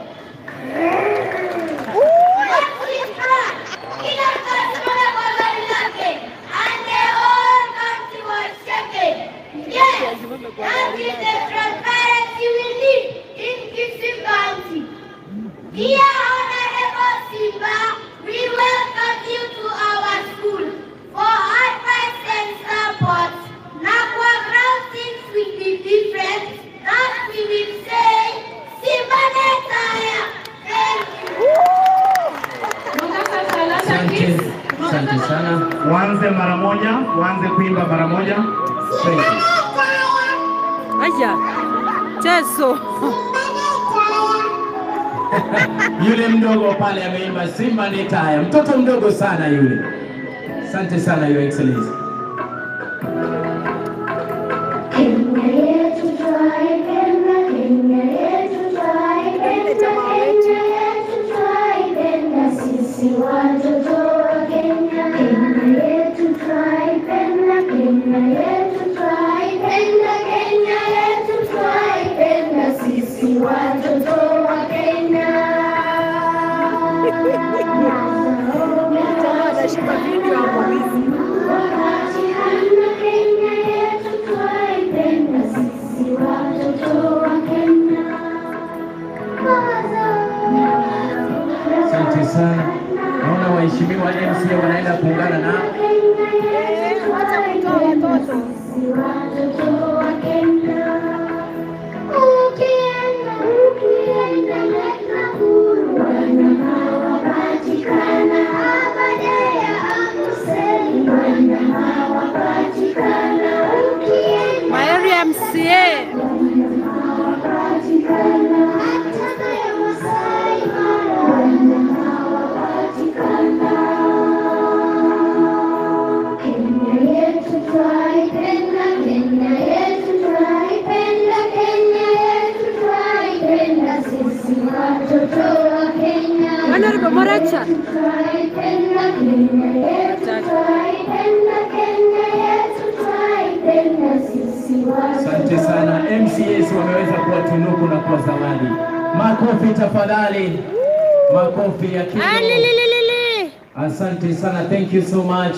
That is a wonderful performance with substance and message about our beloved country, Kenya. Tutamaliza pale na kikundi cha kina mama. Namuona pale ndugu yetu ambaye ana umbo la kipekee akiongoza Your Excellency tumbo hizo hilo. Huyo jamaa ni dhahiri tosha kwamba disability is not. Hello? Eh? Honorable Your Excellency, Paulo Simba Arati, your distinguished guests, ladies and gentlemen, in front of you is Maono B Women Group from Basi-Bogetayo Ward, Nyamaja Sub-County in Gusii County, ready to present to you a traditional song entitled Egetinkinya Ekengaini. Welcome. Getinkinya Ekengaini Keriyogo Nikyala Tembulemo Tage Fire Mwaye. Egetinkinya Ekengaini Keriyogo Nikyala Tembulemo Tage Fire Mwaye. Gesoe Mwaye Baba. Embulemo Tage Soe Mwaye Baba. Embulemo Tage Soe Mwaye. Embulemo Tage Soe Mwaye. Omokurungo Sama Tumya Kayakumanya Warubeire Gusemboke Gusembo Mwana. Omokurungo Sama Tumya Kayakumanya Warubeire Gusemboke Gusembo Mwana. Asante sana. Makofi tafadhali. Makofi kwa huyo mama, amejitahidi sana. Thank you so much. Thank you so much. Ndia mama. Hey. Asante sana. Thank you. Thank you. Makofi mwakere chinko yo moino ile gekundi kyaye ndia mono sana. Your Excellency, thank you for being patient with us, with your guests. At this particular moment, we need to invite the fire department, that is the fire and rescue department. They need to do a drill for us, just in case we have fire occurrences. They are going to show us what exactly they can do to save lives. Therefore, the vehicles are there, and the gentlemen at work are there, and therefore they need to show you how they do it during that particular moment. Kwa hivyo kwa sasa viongozi wetu kutoka sekta ile ya moto tunaomba mweze kuanza mara moja, ikiwa ni onyesho la mwisho kabisa katika sehemu hii ya pili, ndiposa mambo yaweze kuwa sawa. Wale wengine mko pale kwa uwanja, tunaomba mkuje kwa track huko, ndiposa mambo yakuwe sawa. Nafikiri wameanza ama ndio wanajitayarisha? Wameanza. Asante sana Your Excellency. Yale magwanda wamevalia ni ya kuzuia wakati wa moto. Ile helmet sio ya mawe ya maandamano Your Excellency. Ile helmet ni ya kuzuia wakati wanamwaga maji kule juu, huenda jengo likaporomoka, na hivyo basi wanazuia kichwa. Hivyo ndivyo wanatambaa, ikiwa ni gorofa ama ni nyumba ya chini. Kenya nchini hii ni nyumba ile ya chini ama ni gani? Ama ni hizi za nyasi gavana alikuwa anabomoa? Hii ile ya nyasi gavana, I think nyumba ya nyasi ikiwa imechomeka, kwa sababu nyasi inawaka sana, inabidi wapite chini. Yes, wanainua maji pale Your Excellency, wanawachilia. Ndio hiyo sasa. Hivyo ndivyo wanavyotuliza moto Your Excellency. Makofi tafadhali kwa timu ya fire. Na ndugu yangu Mari, naam, kazi ya hawa tu siku zima moto. Naam, ikiwa kuna dharura ya mtu ambaye ametumbukia ndani ya choo bila kupenda. Choo, kuna shida ya kisima pale. Choo ya maji ama ya shimo? Hakuna choo ya maji, kuna choo ile ya shimo. Oh, ya shimo. Na ile ndio vizuri tutofautishe, ni choo ya shimo. Unajua siku hizi tuko na za kuflash, so ni vizuri utuambie ni gani. Kama kuna maporomoko pale nyumbani, tafadhali unahimizwa kupiga simu hiyo katika lile gari kubwa ili upate usaidizi wa haraka sana. Asante sana. Nafikiri kwa sasa tutaweza kufungia hapo. Makofi tafadhali. Nafikiri mmeweza kuona Your Excellency, wale watu wanasema Kisii County maji sasa yapo kutokana na uongozi wako mzuri katika muda ule mchache, na gari zile zipo na zinafanya kazi. Thank you so much. DJ, utatupa wimbo mfupi ninapomkaribisha ndugu yangu Kenya Nchigiri aweze kutuongoza katika sehemu ya pili, alafu tutarudi tena kuendelea.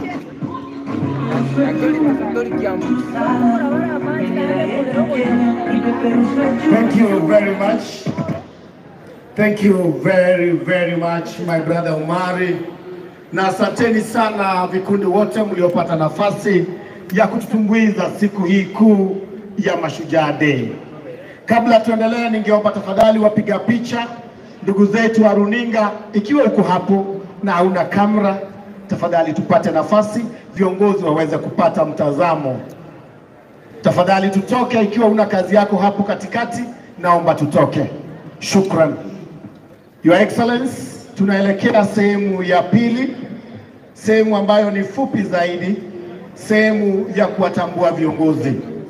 Na ningependa kuchukua nafasi hii kwa heshima yako Your Excellency, niweza kumkaribisha shujaa wa kike, mama yetu kutoka Sameta, Bubasi Sub-County, Mama Ann Nyamasege. Omongino hiyo, Your Excellency, was part of the team together with Morangiti, Otenyo Nyamaterere, who were there to support the Kisii community. Mongina amangana berega elindo isarasa. Sukabosio, sukanaende, biyamona. Thank you.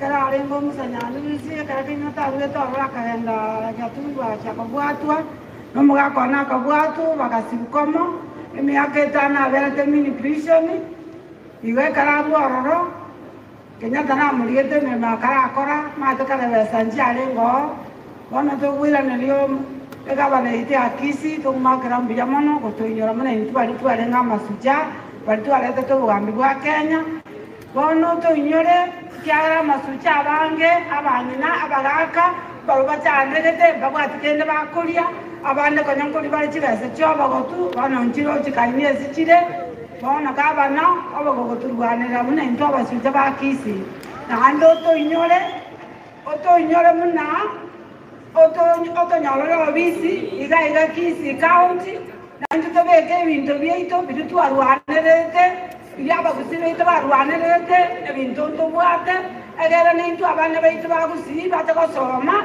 bamanyana binki aba Gusii baitu bakorete nabegwenerete abana baitu baba kega manyamengi abakusiba kolelete muna bana muga koneli tedi anendo jena eri ayi musiralire ekyala ne rosi betu naro retro bugambio wondo chembi yamore abantu baitu mbiya bare dowa kambi yamano Simba Arati anyinyoira muna bana kuchekisi county ndokwira na limbi yamano yamano mwakero mongino ichinko bya senkwane noru. Mzee mama amelia sana kwa wale ambao hatupati lugha hiyo ya Kikisii. Mzee wake ambaye kwa sasa ni hayati aliweza kushiriki vita vya kwanza na akafungwa pamoja na hayati mzee Jomo Kenyatta, na Mungu airase roho yake mahali pema peponi, na asante kwa kuchunga watoto mzee akiwa gerezani. Ningependa kumkaribisha sasa Elijah Omanga. Elijah Omanga Kurukenyenya is one of the heroes, na huyo ndiye atatumalizia nafasi hiyo ya heroes. Asaba mintu mwaikira mwensi omugabano itu Your Excellency Bwana Paulo Simba Arati nchegonkurukwa Elijah Omanga korobo machoga ya bolabu yona kabaire chibu kare naende ngaja nkabe kansela naende ungwa turfe italinga Elijah Omanga chincherere ngenje chincherere ikona ale kubundisha abantu gorobore miyo boya wechiraini endagere kama mono ekere endagere ama mono abantu bakateba ngumuntu numbuya nakikiagareza bakanga naende ubukansela bona igamango kwa nainuga elegasi elia mbwate neringa tukasime kama toke niki avocado bona abantu banu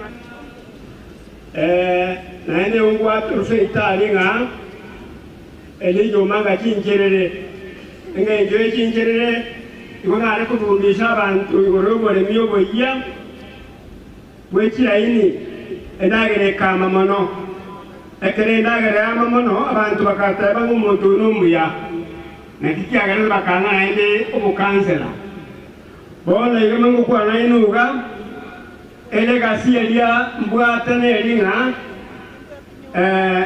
tukasime kama toke niki avocado bona abantu bakuru Nairobi na Mombasa bacha kugura nali gusaba mugabano itu Your Excellency kura nchoto nyorere abishe yemo iga tukumira n'abantu ba maate ugetuti achache mwino iga gatokoroka ase ngekwana gekindege suneka tumira n'aba maate abantu ba maate bugango maate nene tumira n'aba basira ba machoge n'aba yalibali tosemani igoreli lema nyasa utono muya bwanjire ko toye mbure ngati asengati kama koranje ndoda etako kubwati semeremeye egere kaunti ya Kisii ebe gutanga na sama ngano sio magenero onye kuna na kuona bobe monya bere iwo asa ya makenya sawa sizeni Biyamana sana.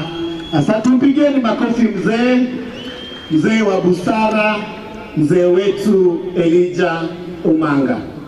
Your Excellency, our chief guest, that marks the end of me, and I want to invite our senior MC, the Deputy County Commissioner of Kitutu Central, Mr. Kilonzo, to carry on with the program. Thank you very much.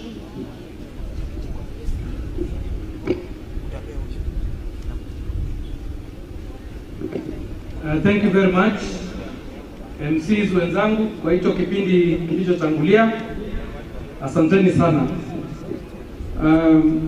Gavana wa Kisii Mheshimiwa Simba Arati pamoja na mke wake, the Deputy Governor of Kisii Mheshimiwa Daktari Monda, County Commissioner pamoja na Security Committee, Mheshimiwa Senator waheshimiwa wabunge ambao wako hapa, speaker na members of the county assembly, government officials, departmental heads, viongozi wa makanisa, mashujaa wa nyanja mbalimbali, viongozi wote walioko hapa, wananchi kwa jumla, na wasalimu yote ya mjambo. Kwanza ningetaka kuchukua nafasi hii kwa niaba ya kamati iliyokuwa ikiandaa sherehe hii kuwashukuru nyote kwa kutenga muda wenu kuja kusherehekea mashujaa hapa leo katika uwanja huu wa Gusii Stadium, ambayo ni sherehe ya kaunti ya Kisii. Kipindi nitakachoongoza kipindi cha speeches, na nitaomba wale watakaopewa nafasi wajaribu watumie muda mfupi ndio tuweze kumaliza kwa muda kama ilivyokuwa imepangwa. Mnenaji wa kwanza atakuwa ni speaker wa county assembly ya Kisii, ambaye pia atakuwa na nafasi ya kuwatambua members of the county assembly ambao wako katika mkutano wetu wa leo. Tumkaribisha kwa makofi. Karibu sana. Thank you.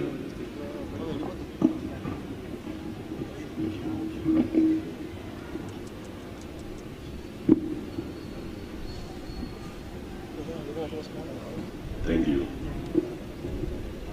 Your Excellency, the Governor of Gusii, Simba Arati, Your Excellency, the First Lady of Gusii, Your Excellency, the Deputy Governor, Dr. Robert Monda, the Senator of the Gusii, Honorable Richard Nyonga, the County MP, members of Parliament present, honorable members of the County Assembly, the County Commissioner, all heads of various security units, officers of the national government and the county government, all protocol observed, ladies and gentlemen.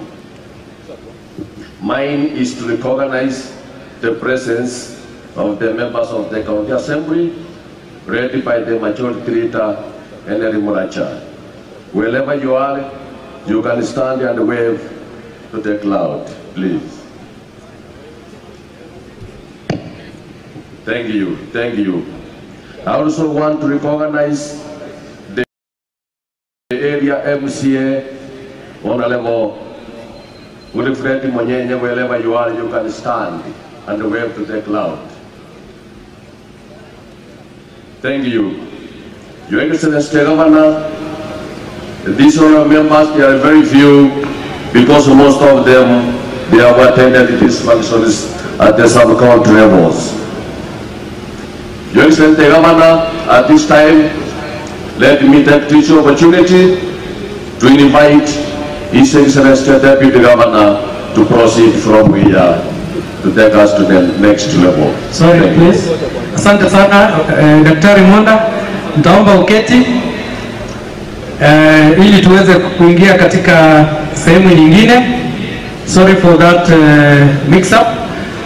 Nafasi itakayofuata ni ya mheshimiwa wa eneo hili na Nyaribari Chache, Mheshimiwa Janda, atukaribishe katika eneo lake na pia aweze kutambua wale viongozi wengine ambao wako hapa wa ngazi hiyo, na wapatie nafasi pia waweze kusalamia mkutano. Tumkaribishe kwa makofi. Makofi kwa Mheshimiwa wa Nyaribari. Asante, karibu Mheshimiwa.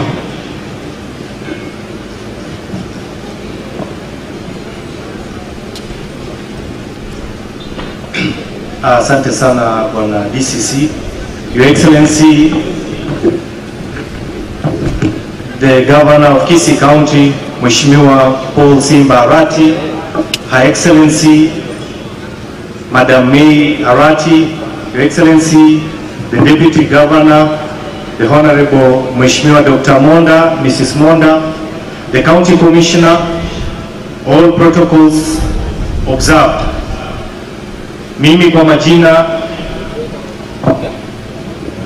inaitwa Mheshimiwa Zahir Janda, Member of Parliament wa hapa Nyaribari Chache. Leo niko na furaha sana, Excellency Bwana Governor, kuwakaribisha katika eneo bunge hili la Nyaribari Chache, karibuni sana. Your Excellency, hapa Nyaribari Chache mambo sio mbaya sana na pia mambo sio mzuri sana. Tuko na projects ambazo kidogo zimefifia. Some of these projects, Your Excellency, are projects that were started by the previous regime, lakini sasa zimekwama. Kwa mfano, Your Excellency, in my constituency kuna mahali kuna dispensary ya huko Nyangeni, pesa ziliwekwa, CDF ikaweka, county government iliweka, lakini from that time nothing is happening.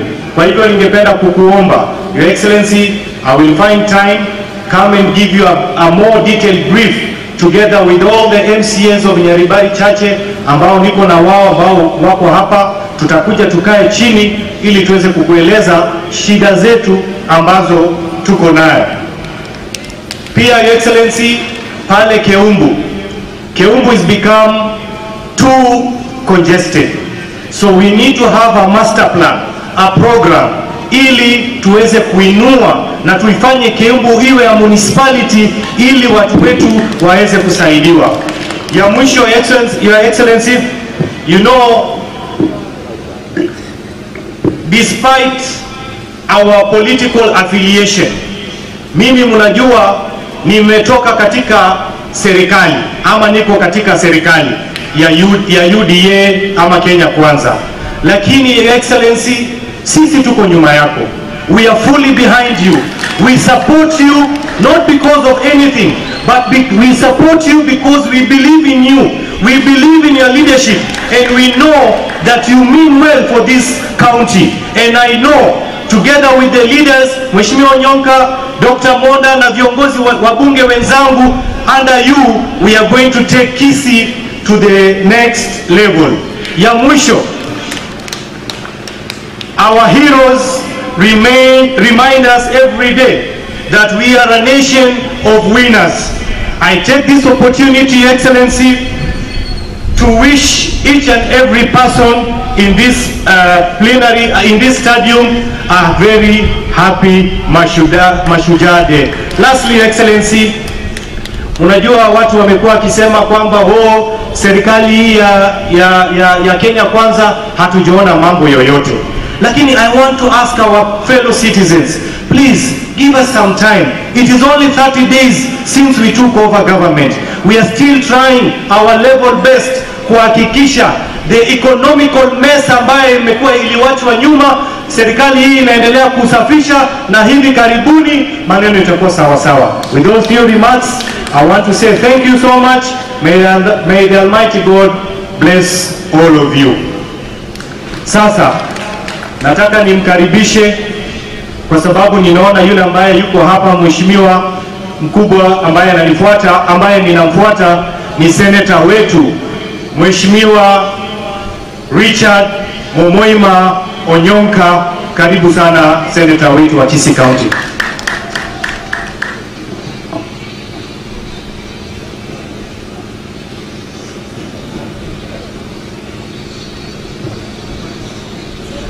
Thank you, Mheshimiwa Zahir Janda. Your Excellency, my Governor Paul Simba Arati, Mrs. Simba May Arati, Your Excellency, the Deputy Governor, Honorable Monda, Mrs. Monda, the Speaker, members of the County Assembly, na wale wageni wote ambao mmekuja hapa, hamjambo. Leo mimi nilikuja hapa kwa sababu nimealikwa na ndugu yangu Governor Arati nikuje ili siku hii niwe hapa. Sababu imenileta ni mbili. Sababu ya kwanza ni kuangalia nione vile Your Excellency, since you took over, how have you been doing? Na hilo jambo nitalijibu vile Zahir amejibu hapa. Zahir amesema tafadhali mpatie hawa viongozi nafasi ili waanze kujipanga na kuelewa vile serikali inafanya kazi.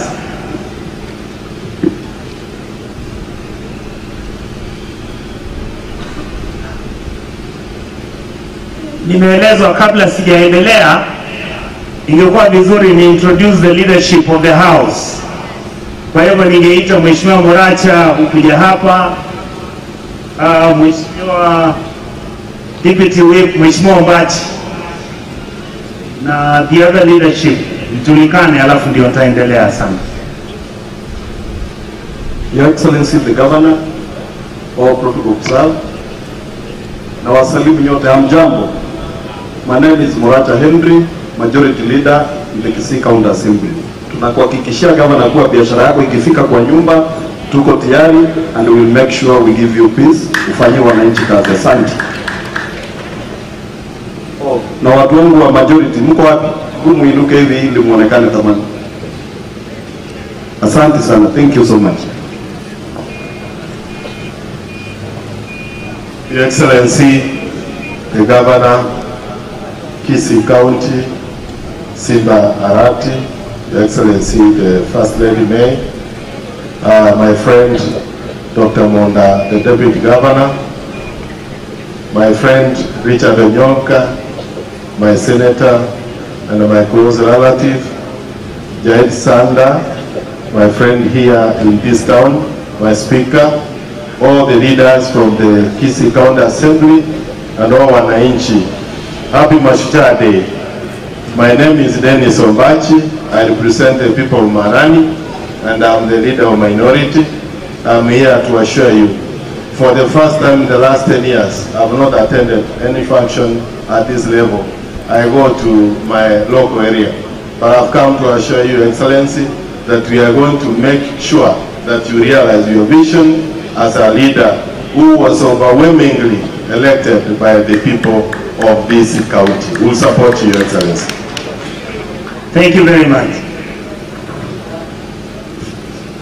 Your Excellency, before I call the leadership, so there are two things I wanted to mention. One is that we, after these elections, I believe Governor Simba Arati is planning, coordinating, organizing how to organize his government.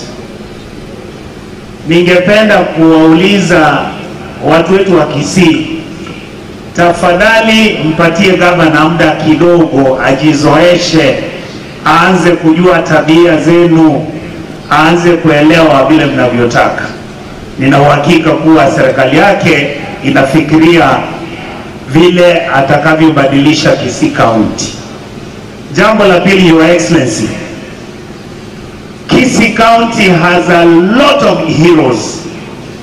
You can go to Morara, Senator Kebaso, James Nyamweya, Dr. Onyonka, George Lawrence Sagini, Mzee Nyakweba, Mogunde Anyeni, all of them, including Mzee Nyachae, his father, Otenyo, all of them, Sakawa, we have those heroes.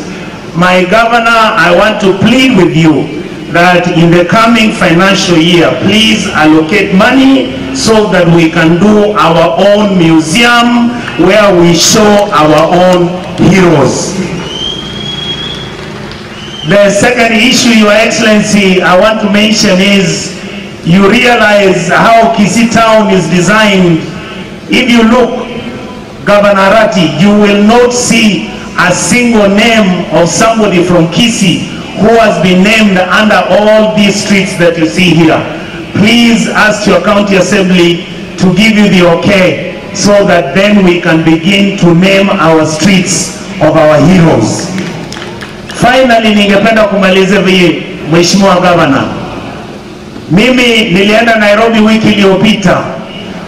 Kazi niliyotumwa imeanza. I am now a committee member of the Budget Committee, a committee member of Parliamentary Accounts Committee, and a committee member of the Devolution Committee. Your Excellency, when the members of the County Assembly come to ask you, please allow them to have the ward fund, because that is what Parliament, the Senate, is recommending. Please carry this team with you. They want to work with you. They respect you. Kumalizia, najua hata juzi niliona bwana gavana kwa runinga, social media, vijana wanasema oh, Simba is being led. Hawana waminto. Simba n'abasigete inu mwato konyete tukaira chikura tawo tigekerebe yanyenyirwe mumanya kwanza kuoma na mwoku eminja kujimoino so anyomba na inu mumutole mumukera. Thank you, Your Excellency. That is all I wanted to say. I will return this now to the Deputy County Commissioner so that we wait for the presidential speech. Thank you, sir. Thank you very much, Honorable Senator. Tunataka tuwe na kipindi kingine kifupi cha entertainment. Kwa hivyo nitaalika kikundi cha Gusii Primary waingia waweze kuimba ule wimbo wao na wakamilishe ili tuweze kusikia huo utamu. Tulikuwa tukiharakisha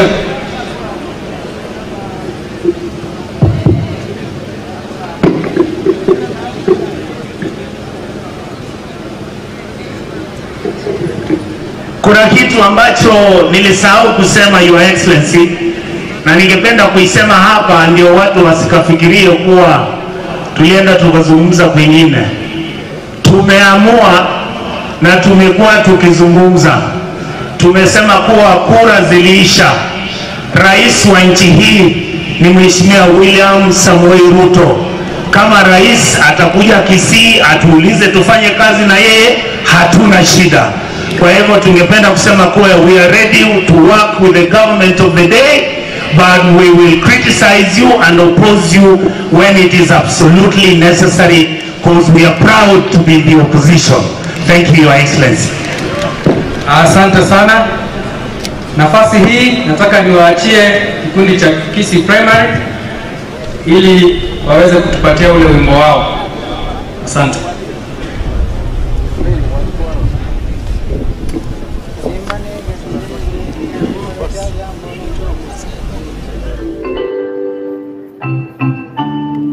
Wakenya wote tuko hapa,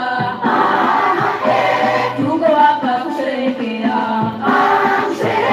tangu tulipopata uhuru, tuko hapa kusherehekea.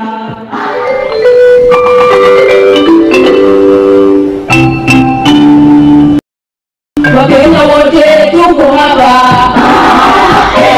tuko hapa kusherehekea.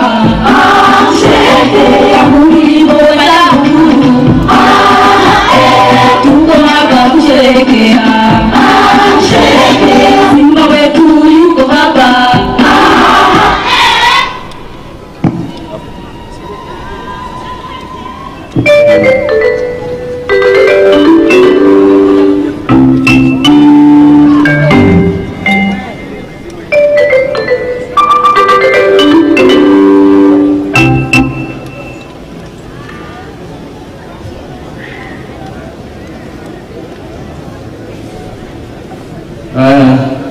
DJ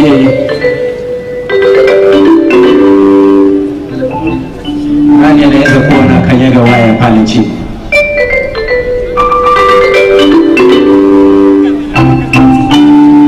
Wakenya wote tuko hapa, tuko hapa kusherehekea.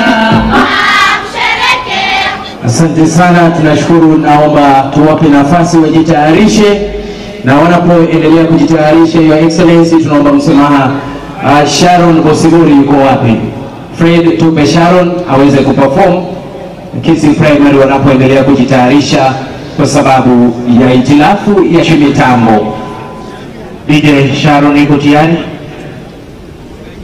Sharon iko tayari? Oh, simu. Asante, ni simu ya madam iko na shida. Sharon atatupa tumbuizo lake, uhuru wa taifa la Kenya.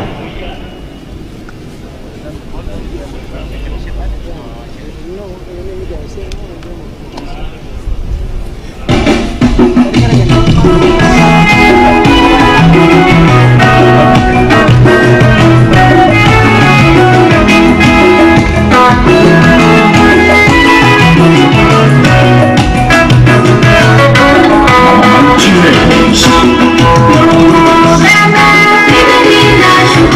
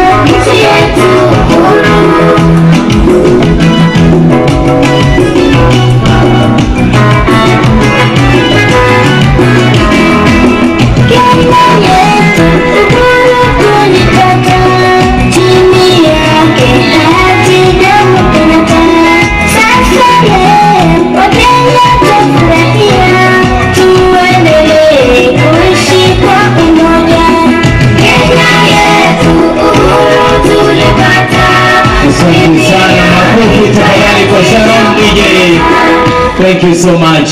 Tunashukuru, naomba nirudishe kipasa sauti kwa Deputy County Commissioner. Tutawaita. Asante sana. Wananchi bado wako na hamu ya kusikiza ule wimbo wa Gusii Primary. I hope mitambo sasa iko sawa. Very good. Asante. Karibu.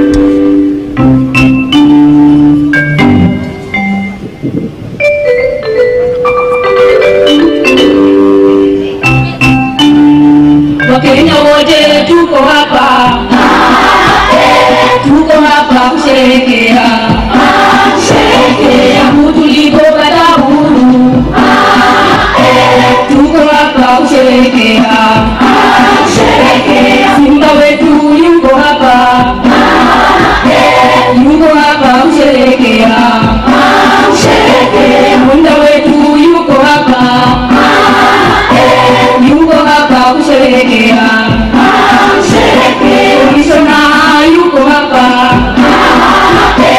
yuko hapa kusherehekea, Kaunti nzima wako hapa, wako hapa kusherehekea.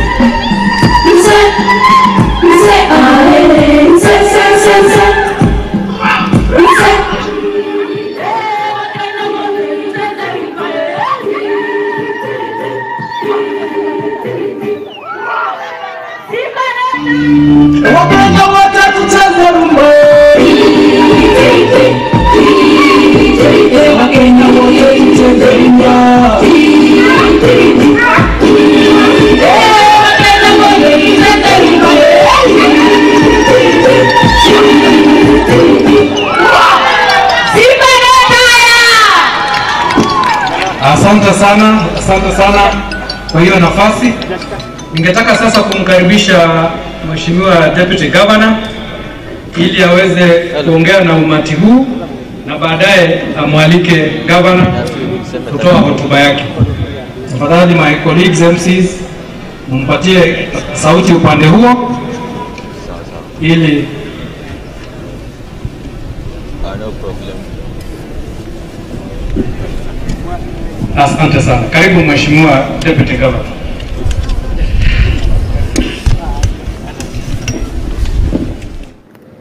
The Honorable Member of Parliament for Nyaribari Chache, Honorable Sahiri Chanda, the County Commissioner of Gusii, with the entire Security Committee, the honorable members of the County Assembly led by the Honorable Speaker, and wananchi wa Gusii County, hamjambo. Hamjambo tena. Security Committee, the honorable members of the County Assembly led by the Honorable Speaker, and wananchi wa Gusii County, hamjambo. Hamjambo tena. Your Excellency, before I invite you, I want to confirm that we are here celebrating our heroes. As Gusii County, I want to join my brother Richard Onyonga in touching the many names of heroes who have been there before us, and they recognize their roles in the development of this country and the development of Gusii altogether. Your Excellency, I want to point out that as we celebrate the leaders, the heroes of the past days, allow me to recognize you and the entire leadership of this county as the current heroes of this day. We want to follow the footsteps of our fallen leaders, the leaders who have been there before, in fighting for our people. Your Excellency, you are in record in advising our people in the Gusii County that we go back to our farming activities that really enable us to grow in the days past. Your Excellency, you have asked our farmers to do our coffee, and you have indicated your capacity to access markets abroad. We want to invite our people in this Heroes Day that you please do the coffee farming as we did in the past days. Secondly, Your Excellency, you have asked our people to go back, especially in the Baretram farming regions of this county, that we go back to Kilimo Chamaua. The prices of Baretram currently are very good and attractive. Ningependa kusema ya kwamba, Your Excellency, you have asked me, and I was in this ending week in Nyaribari Masaba and the regions in the upper part of the county that grew Baretram, that I was there to ask the farmers to start Baretram farming, and we shall make heroes out of the coffee farming, out of the Bareto farming, and many other crops, including the avocado growing of this region. Your Excellency, I want to, at this point, invite you, Your Excellency, to come and address us at this point. Your Excellency, sir.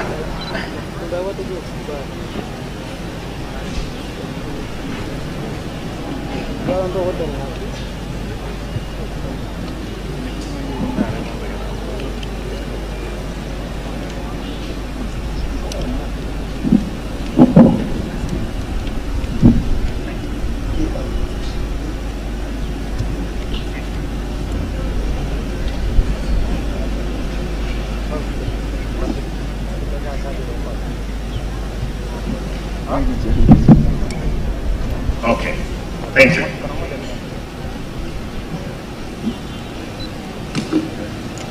My deputy, Dr. Robert Munda, the Senator, the County Commissioner, and members of the security team, Speaker of the County Assembly, members of the County Assembly, members of the Executive Committee, and the staff of Gusii County, our esteemed servicemen and women, religious leaders, and all other sectors. Ladies and gentlemen, before I read my speech, I wanted to do a quick recap on what my good friends, Senator Mumaima and the Honorable Zairi Janda said. I want to confirm here today that my brother Zairi Janda, the first meeting we had at Imigrove time in this field, Mheshimiwa Janda, nataka nishukuru kwa sababu wewe umekuwa pamoja nasi. Vile vile Mheshimiwa Chanda, nataka nikurudishe shukrani sana kwa sababu kulikuwa na shamba ambao mlikuwa mnapigana na gavana aliyopita kule ATC ambao ni shamba lako. ambao ulikuwa umepewa na Lands Commission, lakini kwa kuongea na wewe Mheshimiwa Janda alipeana shamba hilo liwekwe hospitali ya kansa. Asante sana ndugu yangu. Mambo ya diplomacy ndio mimi nilisomea na ninajua kwamba vile vya kuongea na kila mmoja. Asante kwa kutupea lile shamba.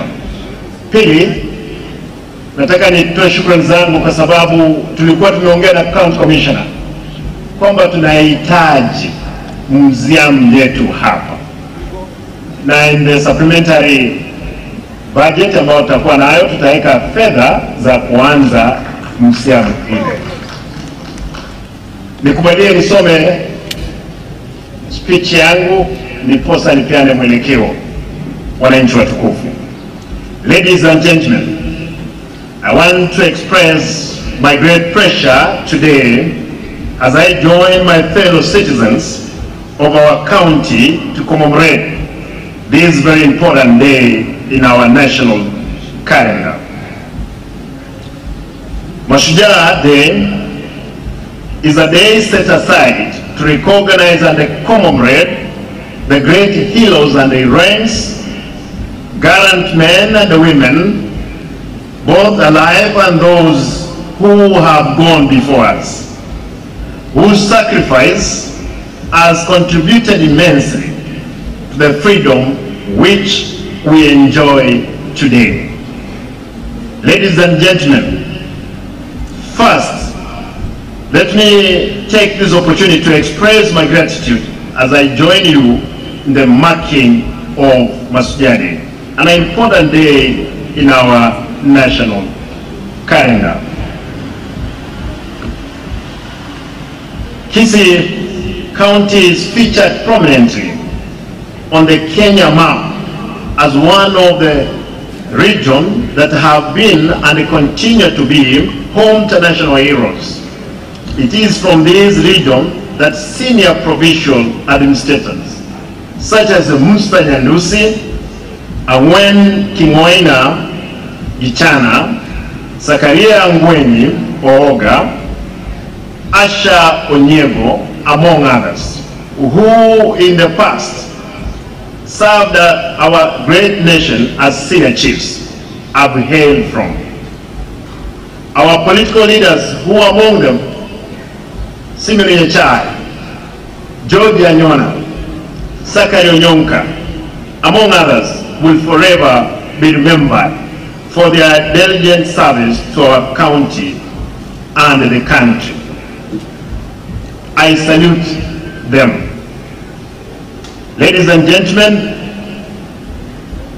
the list of our heroes will not be complete without the mention of Kenya's international footballer Henry Motigo and the World Athletics Reign 5,000 meters champion Helen Obiri, Yabesi Ondieki, Yantika Miyoro, among other many others, Julius Wako, Hezron Mokamba, Stanley Kogoro, and all these are the people who have won either silver, gold medals, all of them. Thomas Osano, Jafet Machuka, Oanda Kerochi, Jacqueline Torori, Gilbert Okari, Nancy Mwenga, Eunice Sagero, Julius Onderi, Evans Mayaka, Aperi Gesemba, Peter Munyanja, Joel Onunga, Charles Obogi, Toch Muchache, Melen Mugaka, Abel Odenyo, Owen Magori, Phyllis Ongori, Valentine Orale, Douglas Momanyi, Grace Momanyi, Jane Omoro, Benjamin Orina, John Wako, Sam Nyagincha, Ondoro Osoro, Mary Mura, Irene Mugaka. The liberation story of Otenyo Yamantere, a brave Kisia warrior who held our community wage war against the colonialists, way before the Mau Mau movement decades later will not as well be forgotten. When a county commissioner, when you guys from Central, you are happy of the Mau, we had our own Otenyo, who went ahead and confronted the colonialists before the Mau was in place. These brave men and women have and continue making our county or country proud. Today, we celebrate our leaders, cows farmers, teachers, businessmen, our workforce in the civil service, our men and women in uniform, and everyone whose hard work and effort not only feed, clothe, and house families, but also ensure our children access affordable education. Ladies and gentlemen, away from the makers of our nation, our county is still facing challenges our nation has faced since Kenya attained self-rule. Millions of our people are still unable to access affordable health care, education, and safe and clean water, with poverty level at all-time high. In their wisdom, the framers of our Constitution took note of the above challenges. Through this realization, the clamor for a new Constitution aimed at bringing service closer to Mwananchi kicked in, resulting in the 2010 Constitution.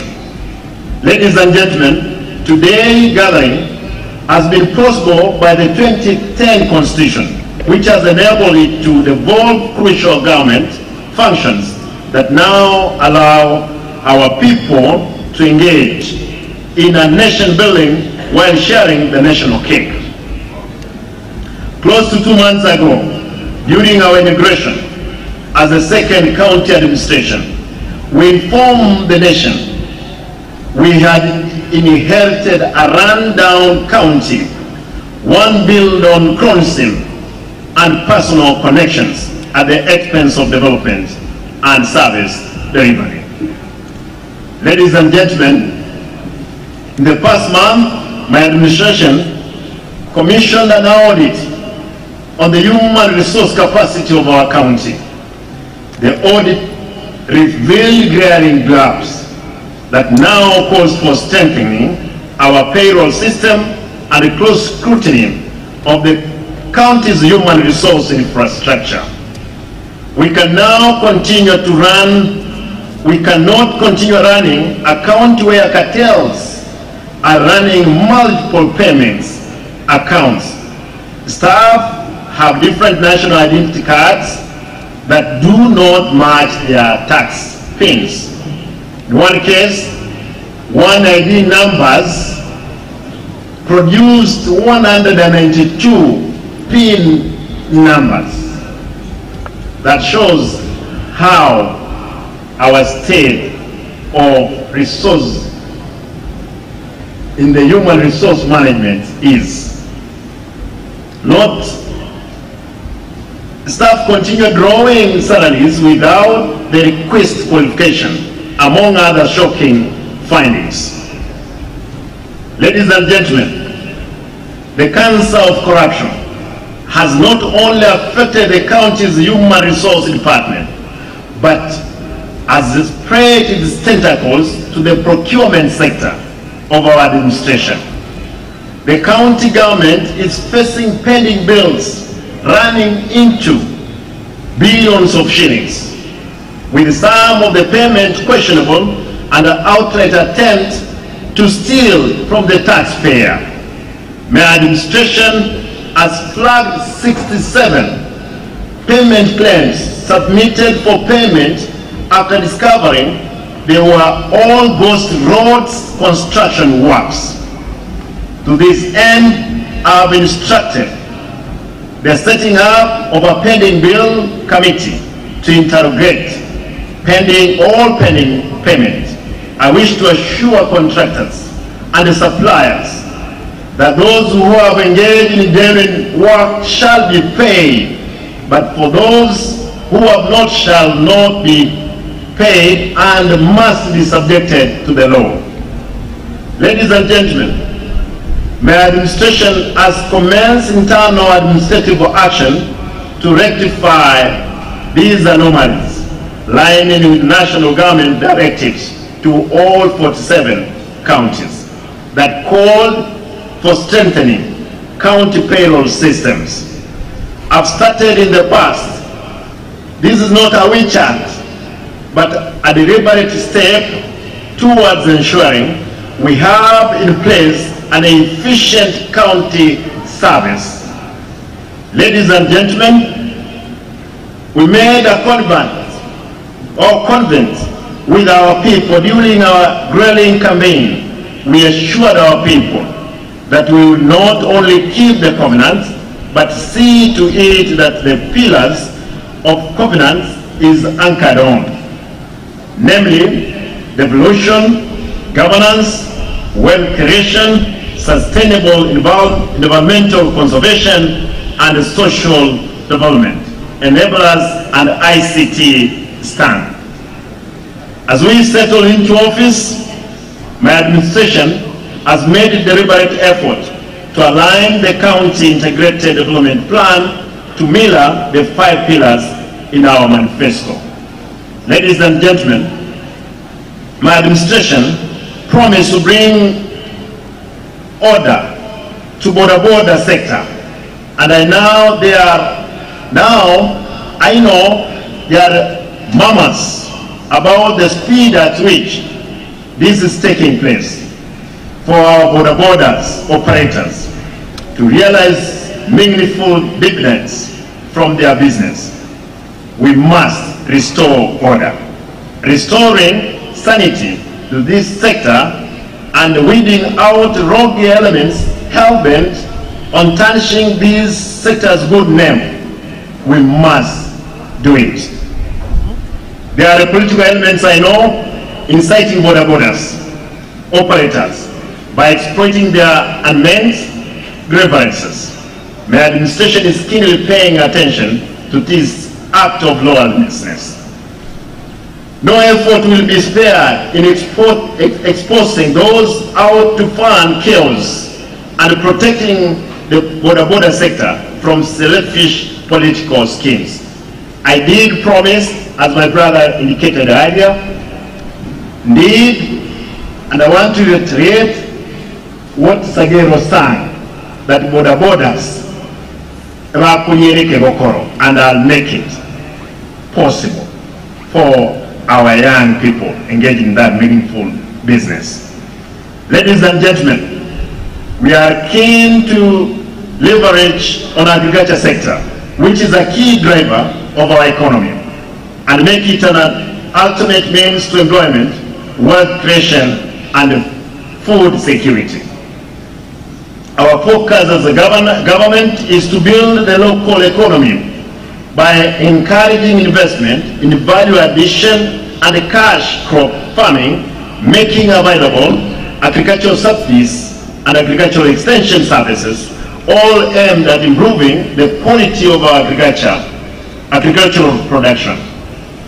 To spur agricultural production, my administration is laying particular emphasis on the developing of industrial cash crop, whose production has taken a hit over decades. Ladies and gentlemen, to revamp the coffee sector, my administration will work closely with the Coffee Society through the Gusii Farmers Coffee Union, aimed at boosting the coffee production. We must, as a county, give attention to agro-processing, branding, and marketing in the coffee sector, once billed as the black gold.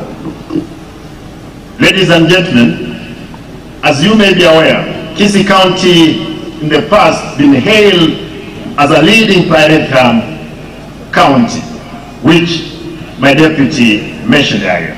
My administration is determined to have our county back on the Kenya map as a region that produced high quality barley. Recently, we held a very fruitful engagement with the leadership of the barley processing company of Kenya PPCK, with a view of relaying farmers in the potential areas of Gusii to once again embrace the noble venture. The PPCK promised to give us 120 kgs of seedlings, which we are going to give to ATC to start the nursery for our people. Ladies and gentlemen, the operationalization of banana processing factory, the avocado processing plant at Gusii Agricultural Training Center, and the intended setting up of a sugar cane processing plant and the soapstones value addition plant in South Mugrango will go a long way in addressing all our critical agricultural sector within the borders of our county. Ladies and gentlemen, turning on the health sector, it's important for us to get this one clear. Turning on the health sector, my administration will undertake to train and equip all our health facilities to attend to emerging medical challenges facing our people, while at the same time improving quality medical care they receive. This can only be possible if those charged with the responsibility of running our medical facility are made accountable while in line of duty. Ladies and gentlemen, as a first step among many aimed institutional efficiency in service delivery in all health facilities, my government has introduced digitized drug receipt, distribution and dispensing system to curb the theft of drugs at the medical centers and sub-counties hospitals in the county. The pilot program that has so far registered remarkable success has also forced the closure, this is important, closure of several illegal drug stores in the county. I got information from one of the sub-counties that a number of those chemists, they have been closed down because they could not receive the drugs which they used to receive from the stolen ones from our stores. The supply of stolen drugs to the stores has been curbed by stringent pilot system that is operational. We will stop at nothing until we ensure that drugs meant to help our people reach them and not end up in the hands of corrupt individuals. Ladies and gentlemen, among us is a group of women and men who have traversed the county, tending to the medical needs of our people, unable to access medical facilities due to distance and other emerging challenges. Community health workers, our heroes and heroines, have gone out of their way to attend to urgent critical medical cases.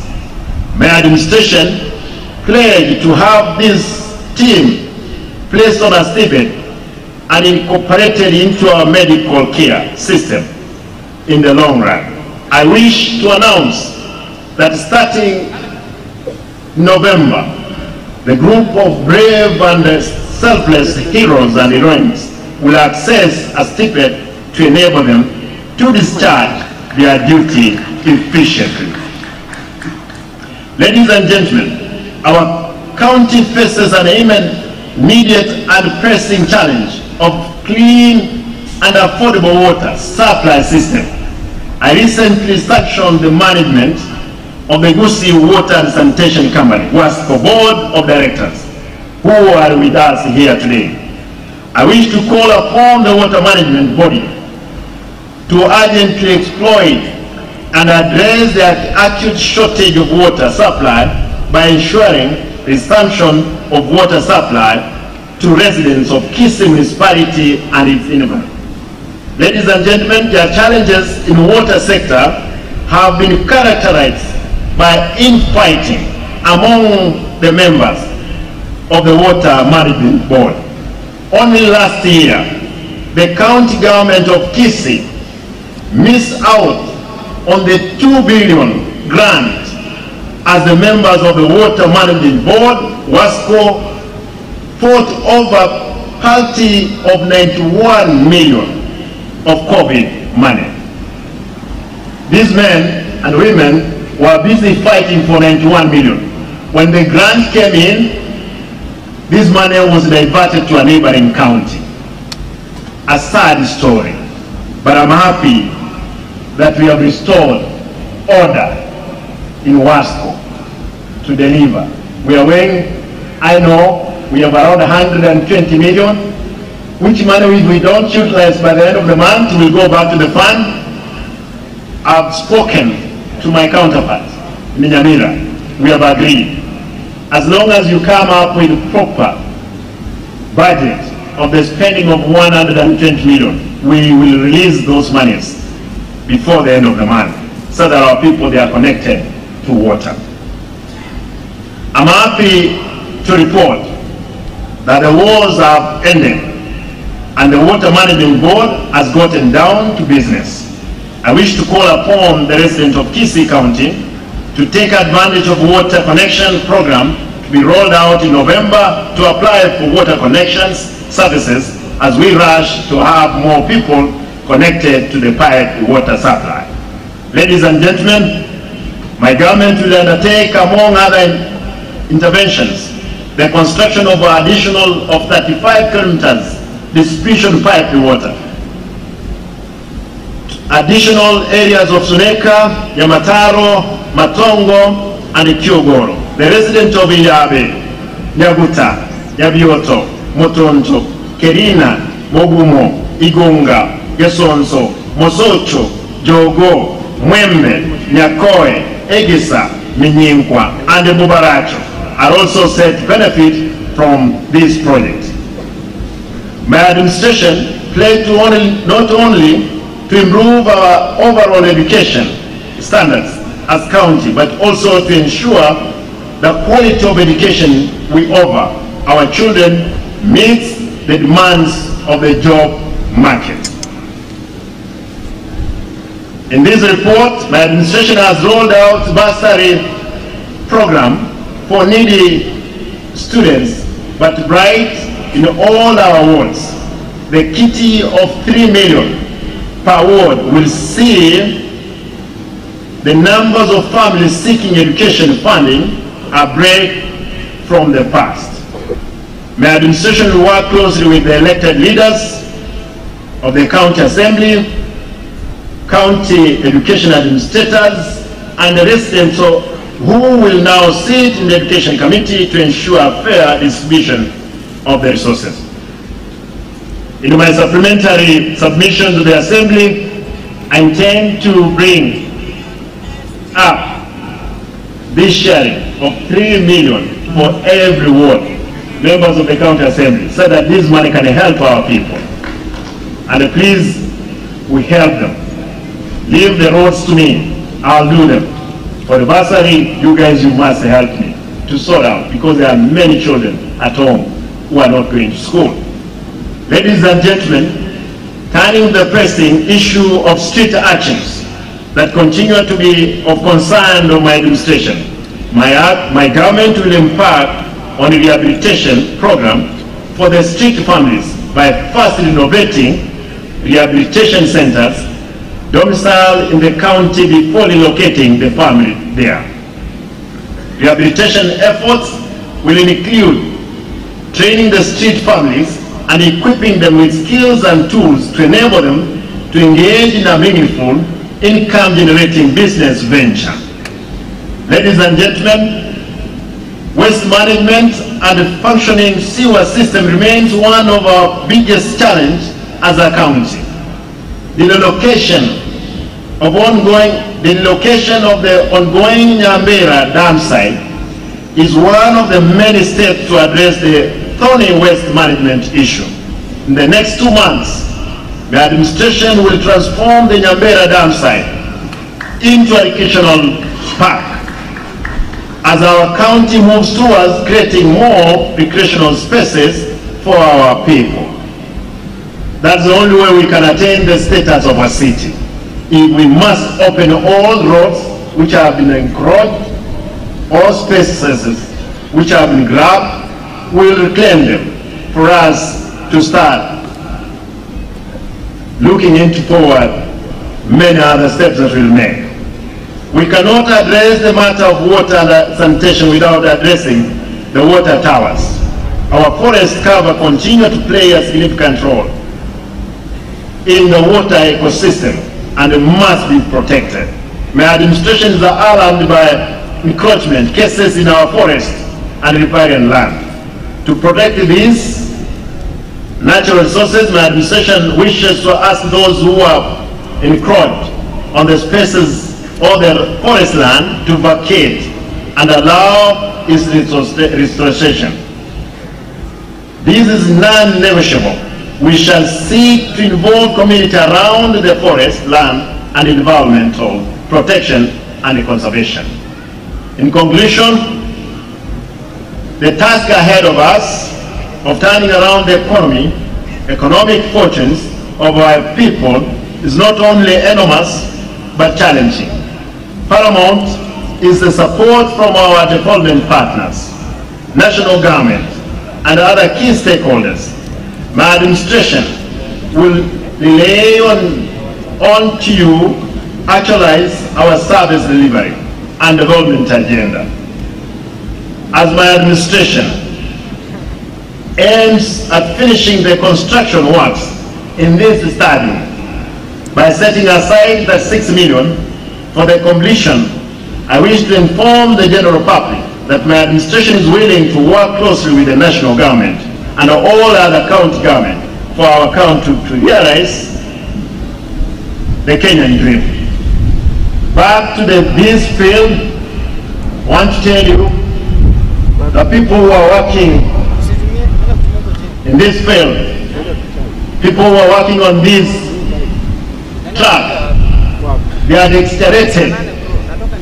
The measurement of this track from 5,000 to 7,000.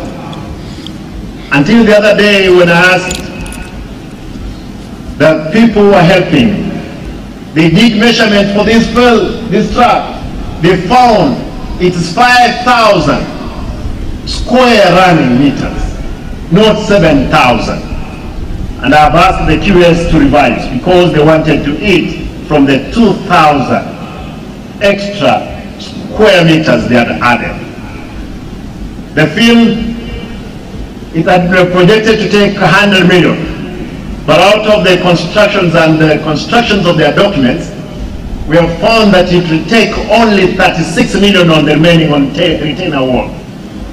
In the supplementary, members of the county assembly will submit also those estimates for us to get that 6 million to finish resetting the stadium. In conclusion, as my administration aims at finishing the construction of this stadium, we want to assure the residents of Gusii that we are going to work tirelessly around the clock to make sure our people are benefited from the vote they casted in the ballot box. Allow me to say this in Swahili as I'm coming to the end. Ndugu watukufu, wananchi watukufu, nataka nirudie kwa Kiswahili dakika moja peke yake. Mimi kama gavana wenu nitafanya kazi pamoja na serikali kuu kuhakikisha kwamba tumeleta maendeleo kwa wananchi wetu. Siasa imeisha. Mheshimiwa William Samoei Ruto ndio rais wetu sasa kwa miaka ingine 5, Mungu akimjalia tutafanya kazi pamoja na yeye. Na nataka niseme, mnajua mimi si muoga. Mimi ni mkakamavu kwa kazi ya serikali ambayo nimepewa, na nitahakikisha mji wetu umefikia kiwango cha kuwa asiti. Nikubalie tafadhali ndugu zangu wale ambao ni wanabodaboda, wafanya biashara, tuhakikishe kwamba tumetengeneza mji wetu, tumefungua barabara zote, tumepata viwanja mahali watu wanapumzika. Mimi nataka niwaulize, mniachie nipambane na wale wezi ambao kazi yao ni kuhakikisha pesa zimeingia kwa kaunti, wamepitisha katika kaunti za kaunti na wameiba. Kazi yangu ni kupambana na wao. Niko na nguvu ambazo hazitumiki, na naomba kwamba mnikubalie the energy which is not used, the idle energy, I'll put it in place. Na mnisamehe tafadhali mahali nitakwenda kinyume na matarajio yenu, lakini kwa sasa mimi ni mzaliwa wa hapa. Nitahakikisha madawa ambayo nilikuwa nimepromise yamefika hospitalini. Nitahakikisha, na nataka niwaambie ndugu zangu na dada zangu, kwa wakati huu tuendelee kumwomba Mungu. Mzee Omanga ni mzee Omanga, mzee wa miaka 92, lakini mchapa kazi. Ako na miaka 92, lakini shamba lake anachuna na anapata karibu 1200 kila mwezi. Huyo mzee. Wewe je, ambao uko na miaka 20, 30, unafanya nini katika kuinua uchumi wetu katika kaunti yetu? Nataka nimalizie hapo kuwauliza nyote tafadhali, tushirikiane pamoja. Nataka nishukuru bwana county commissioner. Najua kwamba kutakuwa na vitina. Kuna watu wanataka kusema sisi unajua I'm happy my brothers are jana. Huyu ni mwana Kenya kwanza. Amekuwa katika mstari wa mbele kuhakikisha kwamba tuko pamoja. Bwana county commissioner, any element of criminality, let us forge together to make sure we have rooted it. Watu ambao walipiga kura, ambao walitupigia, mimi nikiwa wa kwanza, Mheshimiwa Machogo akiwa wa pili, nilipata kura 1270. Mheshimiwa Machogo akapata 1080. Mheshimiwa Manson 1030. Mheshimiwa Obure 9000. Mheshimiwa Profesa karibu 1000. Nataka niseme kwamba hizo kura zinahitaji zifanywe kazi. Wale mmoja wawili hawezi simama barabarani wakati gari limejaa na watu 1300 na kitu ambao walipiga kura. Tutatembea juu yako ndugu yangu, dada yangu. Lazima tuache kazi ifanyike. Nataka nimalizie hapo kwa kuwaomba nyote ndugu zangu na dada zangu, tushirikiane, tufanye kazi, tuijenge nchi yetu kwa miaka ingine 5, wakati tutaenda kuuliza wananchi. Ndugu zangu ma MCA, tutafanya kazi pamoja na nyinyi. Tutahakikisha kwamba na nyinyi, kwa sababu nahitaji kurudi mara ya pili, lazima mfanye kazi pamoja na mimi, ndiposa tujaguliwe mara ya pili kama hawatakubali. Kwa hivyo nawaomba tushirikiane pamoja, tuhakikishe kwamba tumelinda mali ya wananchi. Nataka niachie hapo, nishukuru, nirudishe mic hii kwa ndugu yangu ACC, ndiposa najua kwamba rais amemaliza speech yake. Kwa hivyo tutashikia hapo tupate speech ya Mheshimiwa Rais. Asanteni na Mungu awabariki. Asante sana Mheshimiwa Gavana. Makofi kwa Bwana Gavana. Kabla sijamwalika County Commissioner, ningeomba tuketi tu kwa dakika moja tafadhali. Kwa vile sitarudi tena kwa hii jukwaa, ningeomba kamati iliyoshughulikia mambo haya isimame mahali liko ili waweze kutambuliwa, members of the celebrations committee. Na wakati wanasimama, ningetaka kujulisha wageni wetu kwamba hiyo kamati ilikuwa na wafanyikazi kutoka county government ambao waliteuliwa na county secretary, walikuwa wakiongozwa na chief officer Bwana Nyakweba, na mimi Deputy County Commissioner wa Gusii Central pamoja na mwenzangu wa Kitutu Central tulikuwa tukiwakilisha national government na tukashirikiana mpaka mahali ambapo tumefikia. Pili, ningetaka kushukuru ofisi ya governor pia kwa kutusaidia na rasilimali ambazo zimetuwezesha kufikia mipango katika kiwango hiki. Asanteni sana, mnaweza mkaketi. Kwa sasa ningetaka tumkaribishe County Commissioner kwa makofi ili aje aweze kusoma hotuba ya rais.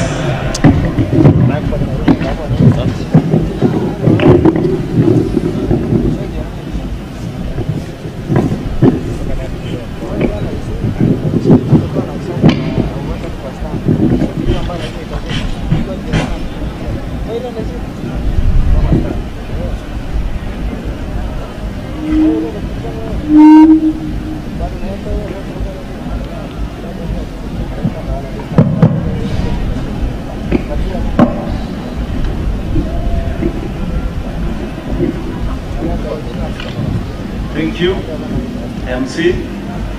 The Honorable Governor, Gusii County, Honorable Paul Simba Arati, Mrs. Simba Arati, the Honorable Deputy Governor, Dr. Moda, Mrs. Moda, Honorable Senator Richard Onyonka,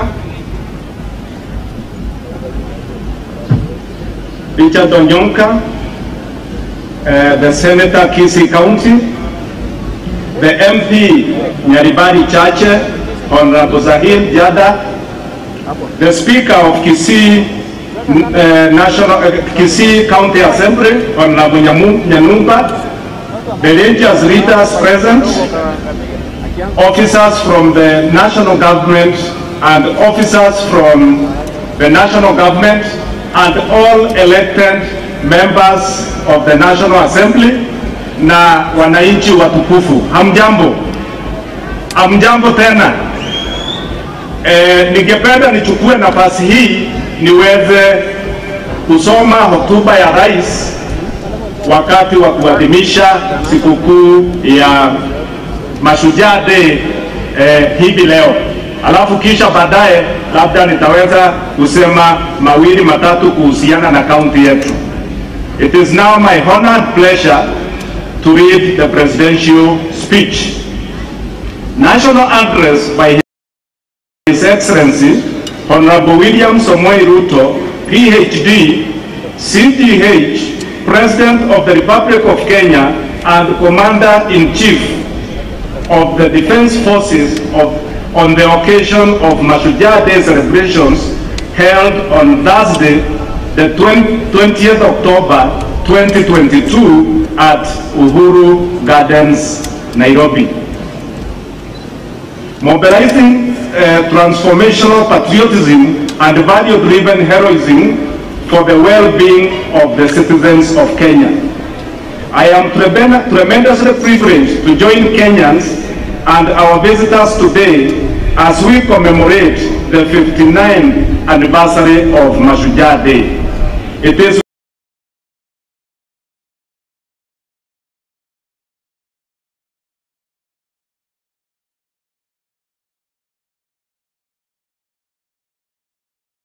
and most importantly, the values and principles which inspired, sustained, and vindicated them, so that we may emulate them by leading lives worthy of the sacrifices. We ask ourselves today, what must we do to transmit this noble history and ensure that future generations appreciate us, not only as worthy heirs of our illustrious ancestors, but also as skillful stewards of their heritage. We do this in pursuit of a solemn those who heroically struggled to bring freedom and justice to our land by adopting, enacting, and giving the Constitution to ourselves and to our future generations. Our Constitution articulates a vision of Kenya our heroes and heroines would have approved. A Kenya worth fighting for and worth paying the ultimate price for. It is their legacy to us, and it's the stage for us to continue their patriotic work in that their patriotic work. The first freedom fighters to resist the colonial and the ancestors to reject post-colonial repression. Our heroes and heroines were neither elected nor appointed. They were not sponsored and they were not funded. They had no officers or budgets. They were ordinary people invested in the struggle to make good their unwavering belief that all people are equal and deserve to live in freedom.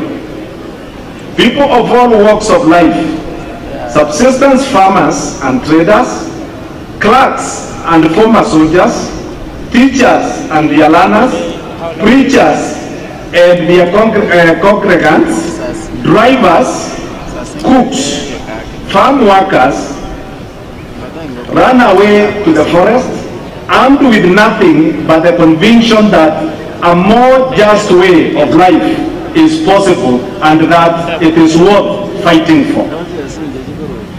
The legacy of independence is the historic achievement of value-driven, bottom-up heroism. The people were distinguished by their unity and commitment to selfless endeavor, determination, patriotism, and any unyielding sense of justice. Every time we have come together, we have accomplished major defeats. That is why, as a nation, we are exalted by the national anthem. Let one and all arise with the hearts both strong and true. Our Constitution, the People's Sovereign Charter, is an instrument of collective memory. It proscribes tyranny, marginalization, and oppression, provides institutional means to dismantle injustice and eradicate inequality, and gives us an opportunity to expand freedom and actualize rights.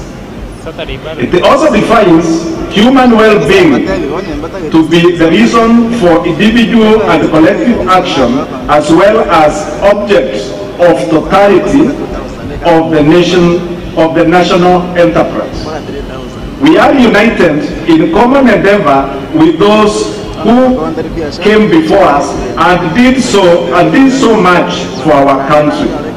We may define ourselves as a nation proudly standing on the foundation of the Constitution, united in pursuit of the well-being of every citizen. The principal reason for promulgating our Constitution then was to inscribe the values which animated our history of accomplishment and to project them in a manner that resonates across generations. The national values and the principles of governance set out in Article 10 form the soul of its liberation.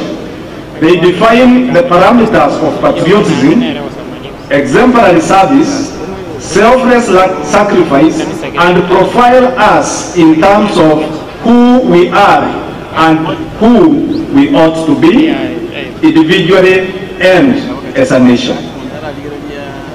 We can and we must employ these values as beacons of identifying people whose contributions honor the memory of our heroes and heroines and bring glory to our nation.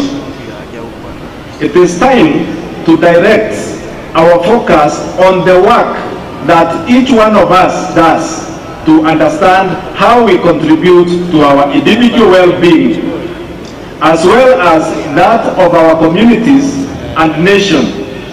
In this understanding, we must take into account the individuals make up communities and the greater national family, and that Kenya's stature and splendor is always greater than the sum total of all individual efforts or community endeavor.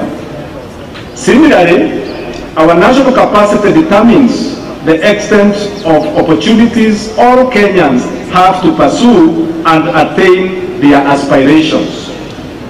What I am saying is that regardless of the type and scale of our pursuits, every contribution matters. And regardless of our walk of life, our work matters. Our intentions matter and our thoughts matter because we matter. I congratulate every citizen for their part in ensuring that the last elections was beautiful. I know of attempts of division, disunity, confusion, and even some who did everything in their power to entice and pressure our people to engage in criminal activities. But I also know that despite a competitive campaign period characterized by intense rivalry, Kenyans resolved to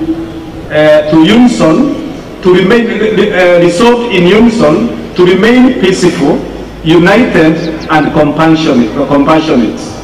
We set a new standard for ourselves. Issue-based campaigns, transparent elections, and a peaceful outcome. I salute all Kenyans who set out every day, everywhere, doing ordinary things in inspired and extraordinary ways to fend for themselves and their families, thereby keeping the country ongoing. I commend those whose work involves service to others.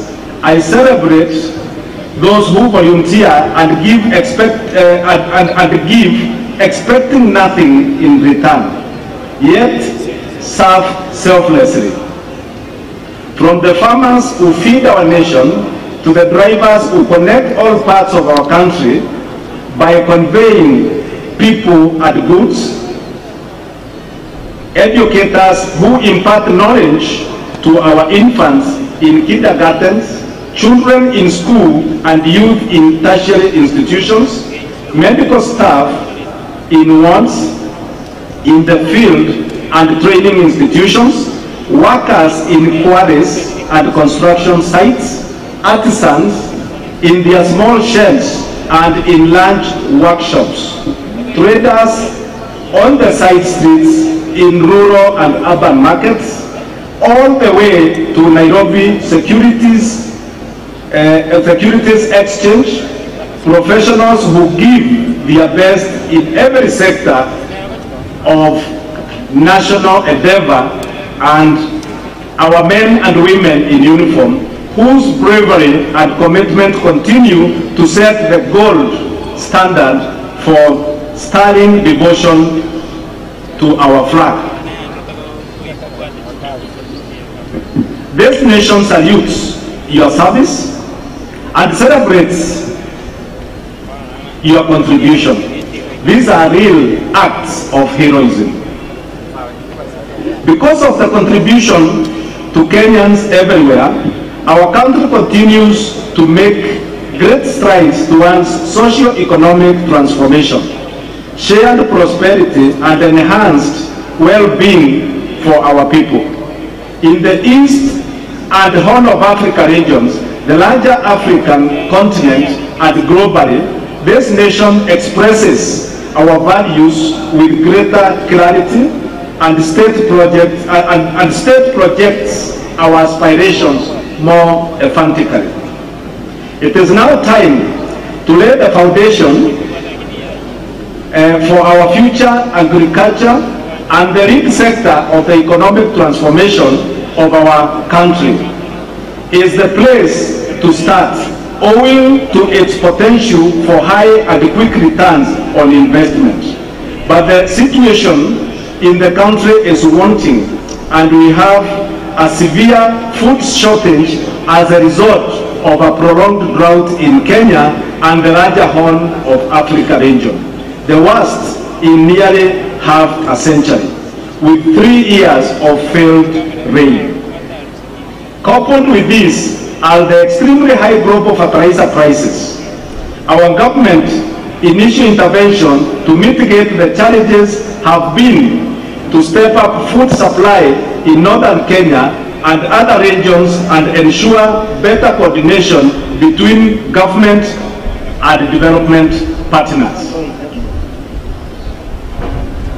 We thank our partners for their input that has gone a long way in relieving the dire situation. World fertilizer prices have more than doubled in the past 2 years since COVID-19. The prices were passed on to the farmers. The cost skyrocketed to more than Kenya shillings 7,000 for a 50 kg bag. This had a huge impact on productivity of farmers last year. For example, maize production suffered a deficit of more than 10 million bags. Our government's first intervention to address the fertilizer challenge and make it available to the counties and regions that plant in the short rain season was to import 1.5 million 50 kg bags and distribute them to a lower cost of 3,500. We have also made arrangements to make another 6 million bags of various types of fertilizer available to the long rain season. We have also asked county governments to work with us on last mile delivery all the way towards the centers close to the farmers. These, however, are short-term measures, and we have to take every bold step to end the perpetual cycle of hunger and dependency on rain-fed agriculture.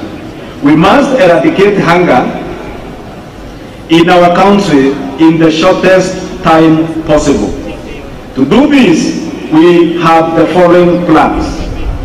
A, we have to increase agricultural productivity. We will support all farmers to access quality inputs such as seeds, fertilizer, and pesticides, among others.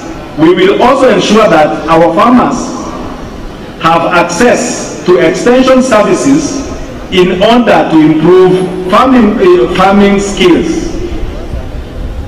In the short term, we will continue with the fertilizer import program, but in the medium term, the government plan to have fertilizer manufactured locally.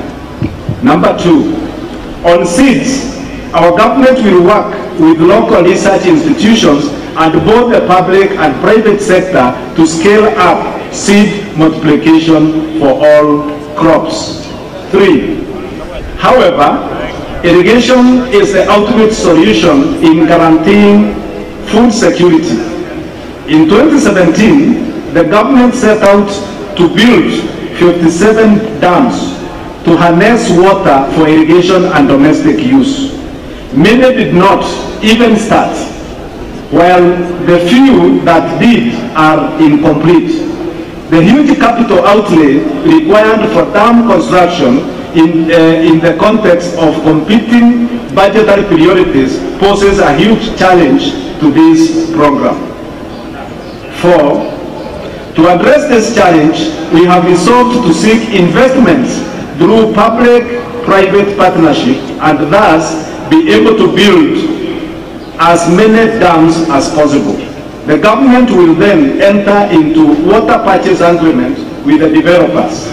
Consequently, it would be possible to irrigate 3 million acres of already identified arable land. In the next 3 years, the government plans to double the land under irrigation to 1.4 million acres. Of these, 200,000 acres will be under rice irrigation and 500 acres under other food crops. Rice production in Bunyara, the Tana Delta, Rohole in Garissa, Mwea and Ahero will take priority. 6. Our dairy farmers struggle with the high cost of feed and challenges of storage, preservation of milk, and accessing the market.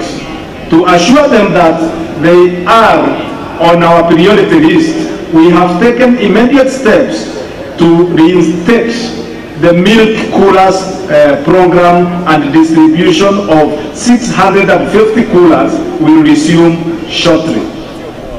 In our plan, we have identified dairy and livestock economy as subsectors with the quick economic turnaround time, and they will become key drivers in improving food security, creating jobs, and boosting export. Housing. In our plan, we have committed to close the housing gap, which stands at 2 million units. Our target is to increase the supply fourfold from 50,000 to 200,000 per year. Already, 2,592 units have been completed, 40,452 are under construction, and over 500,000 units that require financial backstopping and funding for bulk infrastructure are in the pipeline. I am happy to report today that the interest in the housing sector has been immense, and that many private investors, including pension funds, have submitted proposals on the housing projects they would like to invest in. We will work together on this project to facilitate their investment. It is clear from engagements with the investors that government needs to evolve from being a mere enabler to becoming a sponsor of projects. Not only will we provide land and bulk infrastructure at no cost, but I will personally take charge of the process to unlock the challenges that inhibit investment. For instance, VAT exemption on inputs has been enacted to lower the cost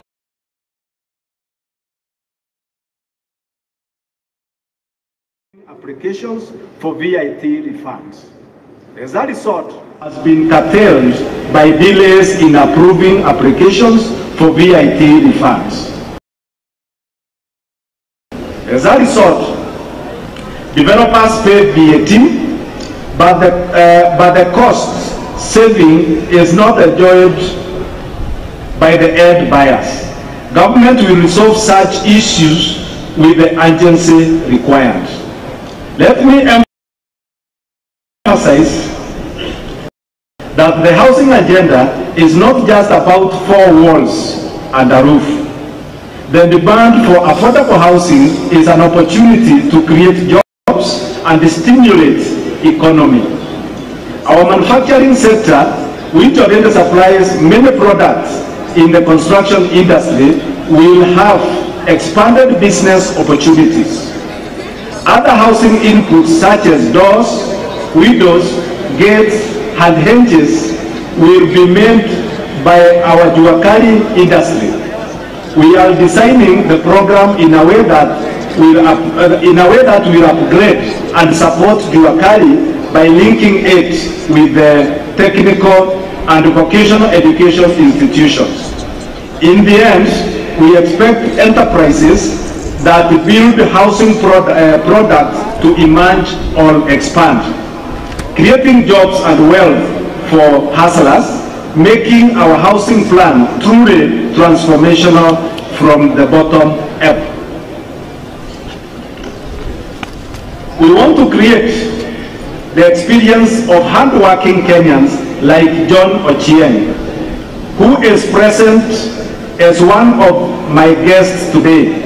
I met him 2 days ago when I handed over keys to new homeowners in Ongata Rongai in Kajiado County under the Affordable Housing Scheme. Ochieng began working as a carpenter in that housing project when it began 2 years ago. Then, home ownership to him was a mere dream, an apartment in the same estate. Given that cater to the housing needs of ordinary Kenyans, I am convinced that it is possible to provide quality, affordable housing for rent and sale, and Ochieng's story will be replicated multiple times over throughout the country. We therefore proceed with the confidence that we will provide quality home financing schemes. Next week, on Tuesday, with mortgages of between 5,000 Kenya shillings to 15,000 a month to be made available through various home financing schemes. Next week, on Tuesday, I will break ground at the Kibera Soweto B in Nairobi for housing project which will deliver 4,405 social housing units. Going forward, we intend to collaborate with the county government to achieve a target of at least 5,000 units. Counties in larger metropolitan areas have a greater opportunity and can target as many as 50,000 units. Since demand in these areas is higher due to population, there is small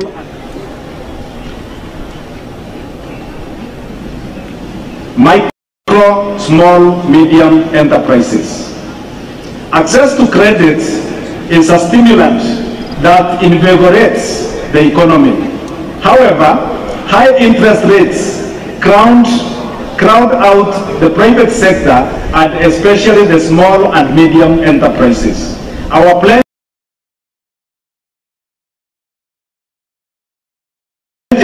to them were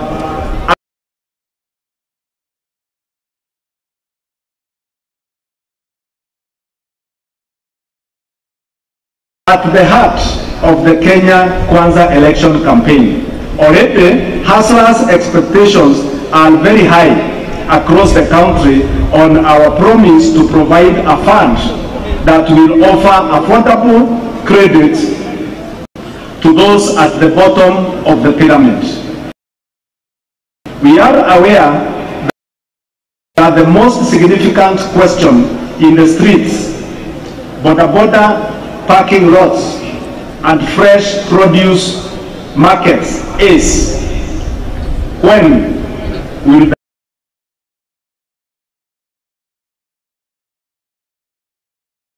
the hustler fund become operational? Even before the fund is set up, we have made several interventions to make credit accessible. Safaricom and their financial partners have brought down the cost of Fuliza by making the first 3 days free and reducing the tariff by 50%. As part of that agreement, 4 million borrowers who had been blacklisted by defaulting will be freed from the yoke of the Credit Reference Bureau, CRB, in the coming days. We have also secured an agreement with CRB that it will abandon the punitive penalty of blacklisting defaulted borrowers and move to a credit scoring system that makes defaulters eligible for credit even as they work to improve their credit worthiness. As a result, no citizen will be excluded from the credit system because of defaulting. They will therefore be eligible for credit. They will be eligible for credit to access credit as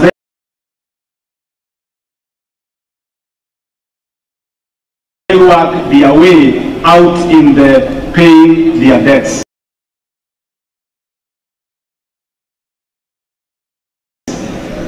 On the Hustlers Fund, three issues are crucial.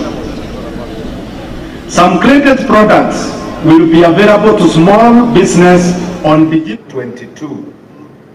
Universal health care. Health lies at the front and the center of socio-economic development. The failure of a healthcare system undermines prosperity. Kenyan families spend a total of Kenya shillings 100 billion in out-of-pocket expenditure on health services a year, mobilized from various sources including Arabis, WhatsApp, M-Pesa, loans, sale of land and other assets to pay hospital bills for loved ones. Also, many small businesses fail when owners fall ill and cannot work, or divert money to pay medical expenses. It is no wonder it's no wonder then that it is commonly said that most families and individuals in Kenya are one illness away from poverty. We want to lift this punitive burden from the shoulders of Kenyans and their businesses through our universal health care plan. The plan is to revitalize primary health care by laying more emphasis on preventive and promotive strategies. Many critical health illnesses, including cancer, heart complications, kidney failure, and hypertension, can be detected and addressed at this level without the need of a hospital visit or admission. Our health reform commitment is therefore threefold. One, in partnership with county governments, we will mainstream community health workers and make them the foundation of our healthcare system. Two, reforming the National Health Insurance Fund, NHIF. Progress has been made in enrolling more members. In the past 10 years, 12 million Kenyans have joined the fund. The challenge, however, is that the NHIF is an occupational scheme for salaried people on payroll in the public and private sector, and not the social insurance scheme it ought to be. We shall change the contribution structure from an individual contributory scheme to a household contribution scheme. Three, we intend to address the challenges of inadequate human resource in the public service and the poor industrial relations between health professionals and county governments. We are particularly committed to the professional development of health workers. I take this opportunity to assure health workers that we have listened to them, and we will propose ways in collaboration with the county government of resolving their issues. Kenya is a strong leader in the information communication and technology space. We are the proud regional and continental hub of innovation.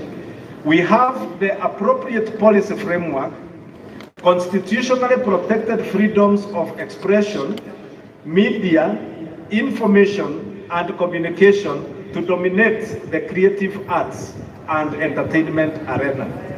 Our youth have consistently shown robust interest in this field and are engaged on various platforms, generating, captivating content that is appreciated globally.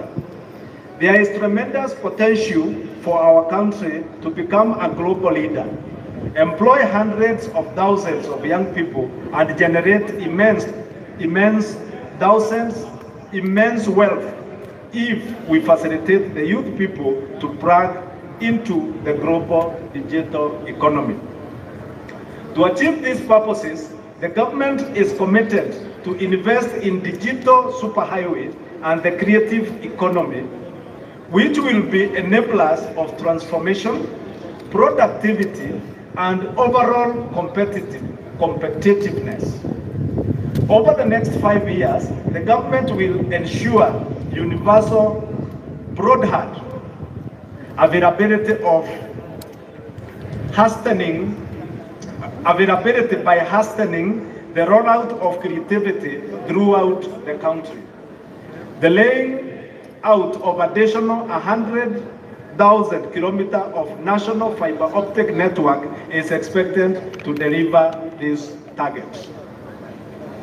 Government services shall be made available throughout the country at greater convenience to the citizens through digitization and automation of all critical government processes, with a view to bringing at least 80% of all government services online.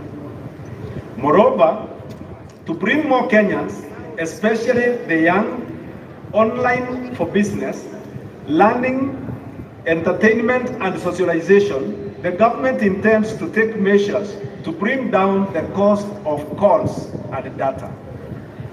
This initiative converges with the efforts to boost the creative economy and scale up cultural production and the artistic industry. Our government is also committed to the establishment of more arts and culture infrastructure, including theaters, music auditorium, and art galleries, and extensive refurbishing of facilities to expand spaces for artistic and cultural expression and production. The government is also firmly committed in investing in the robust delivery of the 5 pillars of our plan for socio-economic transformation. This investment is undertaken in full recognition of the national values and principles of governance, as well as broader national interests and goals. They include policy, legislative, and regulatory framework, national security, justice, law and order, and education. There are parts of this country where personal safety and security is precarious and life expectancy is low. Poverty and the cost of living are high because markets and supply chains have been disrupted or threatened by insecurity. The well-being of residents is as paramount as that of every other citizen of Kenya. They too deserve to live and work in safety and dignity, and to pursue happiness without let or hindrance. And yet, terrorists, bandits, cattle rustlers, and all manner of violent criminals have wreaked havoc on their lives for far too long. Criminals have held them back, extinguishing all, deferring far too many hopes and dreams as the rest of the country progresses. It is time for this lawlessness to stop for good. Our government has undertaken necessary personnel realignments in the security services to facilitate the rapid achievement of our objectives. On my first day in office, I executed the instrument to actualize the financial autonomy of the National Police Service and have given the necessary directives to enable it rapidly achieve national security strategic objectives. These actions extend to the facilitation of the Directorate of Criminal Investigations to expeditiously resolve investigations to a standard that can support effective prosecution and secure conviction. The independence of the National Police Service is essential for its institutional credibility and efficiency, citizen safety and welfare, and effective maintenance of law and order. A professional police service fosters harmonious relationships with the citizens and communities, cannot be weaponized in pursuit of divisive or partisan agenda, and can never resort to disastrous policies like extrajudicial murder as part of policing. I believe we can keep this country safe and secure without tormenting our people. We can efficiently and effectively suppress crime, monitor, disrupt, and apprehend criminals without abducting, torturing, killing, or causing citizens to disappear. It is time to retire these terrible tactics and professionalize our criminal justice system. That is why our government is taking strong measures to facilitate the enhancement of capacities along the chain. I have directed that immediate measures be undertaken to disband the Special Service Squad in the Directorate of Criminal Investigations. There must also be robust mechanism throughout the police service to maintain high professional standards, scrupulous adherence to the rule of law, accountability for actions and decisions, and operational transparency. At the terminal end of this chain, the government has undertaken its obligation to observe judicial independence while actualizing the judicial fund, enhancing budgetary allocation to enable it invest in infrastructure and facilitate the appointment of more judges to expand access to justice. Effective deterrence of crime requires robust prosecution, while economic efficiency, investor confidence, and competitiveness all depend on effective dispute resolution. A well-resourced, independent, impartial, thoroughly professional judiciary is indispensable for good governance, law and order, and it is also essential for the financial sustainability, transactional effectiveness, and business competitiveness. The institutional independence of the judiciary must be upheld at all times, and the independence of judges respected as the minimum gesture of respect for the rule of law. The fight against corruption can only be won through a minimalist strategy. Our government intends to wage this fight and demonstrate its commitment to zero tolerance to corruption by making all public servants accountable and submitting to the oversight of Parliament and other constitutional mandated institutions. We are committed to the rule of law, fidelity to Constitution, due process and implementation of judicial decrees and orders. Most critically, under my administration, there shall be no interference with or any attempts to control, direct, or undermine independent institutions, including those in the justice, law, and order sector.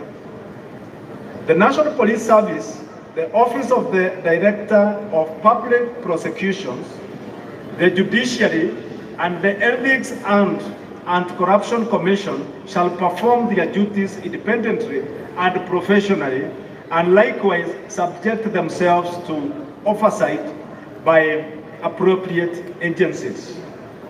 This is our vision for ensuring that the war on corruption is not itself corrupted by inappropriate interventions. For our socio-economic transformation to be truly inclusive, we must empower all Kenyans, regardless of background, to effectively play their part by contributing to the nation-building effort and partaking of the dividends of shared prosperity. High quality and relevant education is vital in imparting the necessary skills and competencies to learners from primary to the tertiary level in order to enable citizens engage meaningfully with the world of the present and the future. A week ago, we launched the Presidential Working Party on Education Reforms to review all aspects of education in Kenya. Its findings and recommendations shall form subsequent necessary intervention to ensure that Kenya delivers the caliber of education, skills, and training needed to successfully pursue sustainable development. We are concerned by the climate change and its impact on Kenya generally, and our arid and semi-arid regions in particular. We will address the effects of the phenomenon and its ravaging effects at home and abroad. Our pastoralists communities have experienced massive scarcity of pasture due to a prolonged drought, the worst in 40 years, and 3 years of absolute rain failure. As a result, livestock population have been wiped out because of starvation and lack of water, while raising food prices have made an already bad situation worse. Elsewhere, communities in rural and urban areas across the country are equally struggling under the weight of high food prices and shortage of water. Without a doubt, climate change is complicating our roadmap towards socio-economic transformation and achievement of sustainable development goals. As we seek short-term measures to respond to the evolving situation, I have directed that a long-term and sustainable solution to the planetary challenges be put in place. The ultimate solution includes greening our country to more than 30% of tree cover by 2032. The central role forests play in addressing the effects of climate change has become more prominent now than ever before, thanks to their unparalleled capacity to absorb, store carbon, and regulate climate. Data on our forest cover paints a grim picture and calls for quick action. Of the 59.2 million kilometer square land area in Kenya, only 5.2 million kilometer square is under forest cover. Of this, public forests cover 2.6 million hectares, which is 50% of the total national forest cover. The remaining 54 million hectares are bare earth, exposed to erosion and biodiversity loss. Over 80% of this lies in arid and semi-arid lands.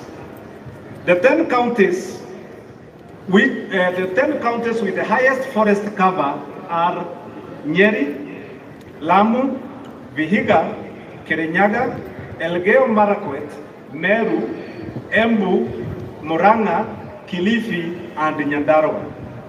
On the reverse, the 10 counties with the lowest tree cover are Marsabit, Mandera,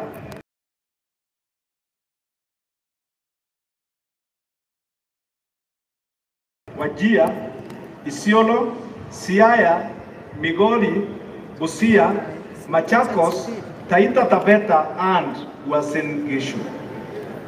I call upon the Council of Governors to facilitate more discussion to achieve parity in tree cover by using peer-to-peer learning and exchange of information. The government will champion the transformation of forestry and rangeland restoration to support the greening of Kenya and to combat climate change. We are at the final stages of designing a special presidential forestry and rangeland restoration acceleration program. It is being prepared by the Ministry of Environment and Forestry and various experts and partners in government, UN organizations, NGOs, and academia.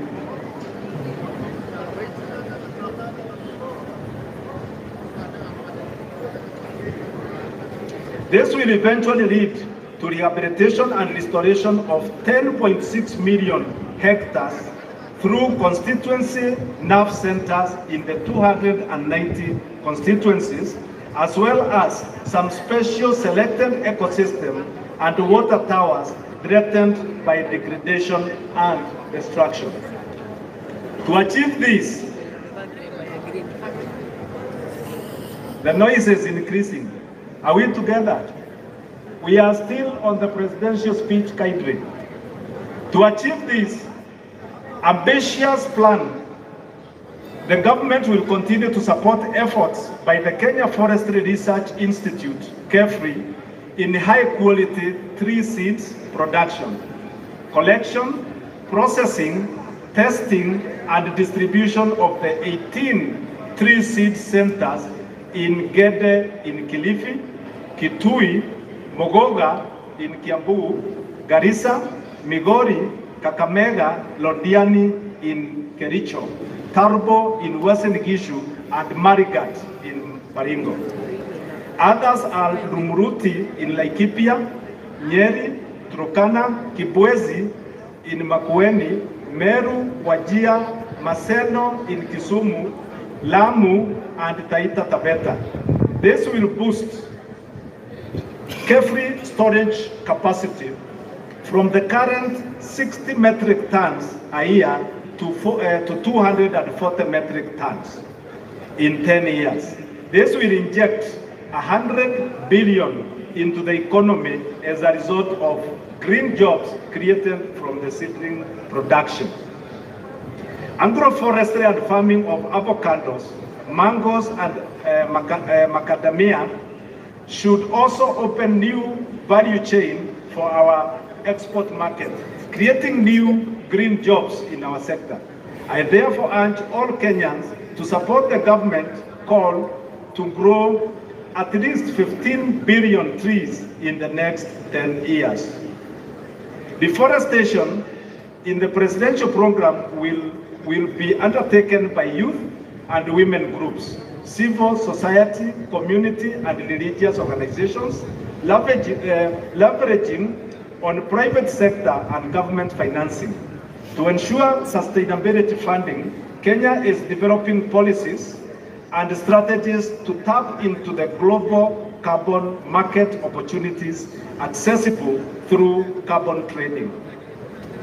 Additionally, the government will secure and protect public forests, rehabilitate and restore all degraded water towers and other forest ecosystems across the country. To resolve the capacity constraints at the Kenya Forest Service that has been operating at half capacity I have directed the immediate recruitment of an additional 2,700 forest rangers and 600 forest officers to augment our intervention in this sector. Shortly, I will also be inaugurating the Climate Change Council that will steer Kenya climate action through stakeholder engagement coordinated in the presidency as required by the Climate Change Act of 2016. Under the program, we still start mobilizing finance from public, private, and multilateral sources, including climate finance, to fund the proposed activities. This is anchored on the United Nations goal and backed by the Tree Growing and Sustainable Forest Finance Management Program supported by UNDP, UNEP, FAO, UNCDF, and New York's Multi-Partner Trust Fund. The program also responds to Kenya's commitment to help reduce global greenhouse gas emissions articulated in various multilateral environmental agreements and the United Nations Decade of Action on Ecosystem Restoration. Kenya will rally the globe towards more ambitious climate action in the next month, 27th UN Climate Change Conference at Sharm el-Sheikh in Egypt. In an increased interconnected world, our well-being depends on the engagement with our neighbors, continental fraternity, and international partners. In all these arenas, Kenya has continued to be dependable ally, faithful friend, and effective partner, ever committed to win-win bilateral as well as multilateral outcomes that achieve mutual gains for the benefit of humanity. In the East African community, the Egypt territorial borders are firmly on the way out as a momentum towards integration gathers. Volumes have soared.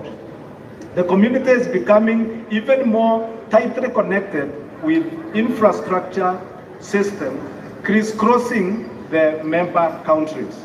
The possibility of an East African federation is no longer a wild imagination or idle dream. It is no longer a matter of if, it is a matter of when. In recent days, I have been to our sister countries in East Africa to take care of mutually beneficial regional business. In Ethiopia, we launched Safaricom Ethiopia Telecoms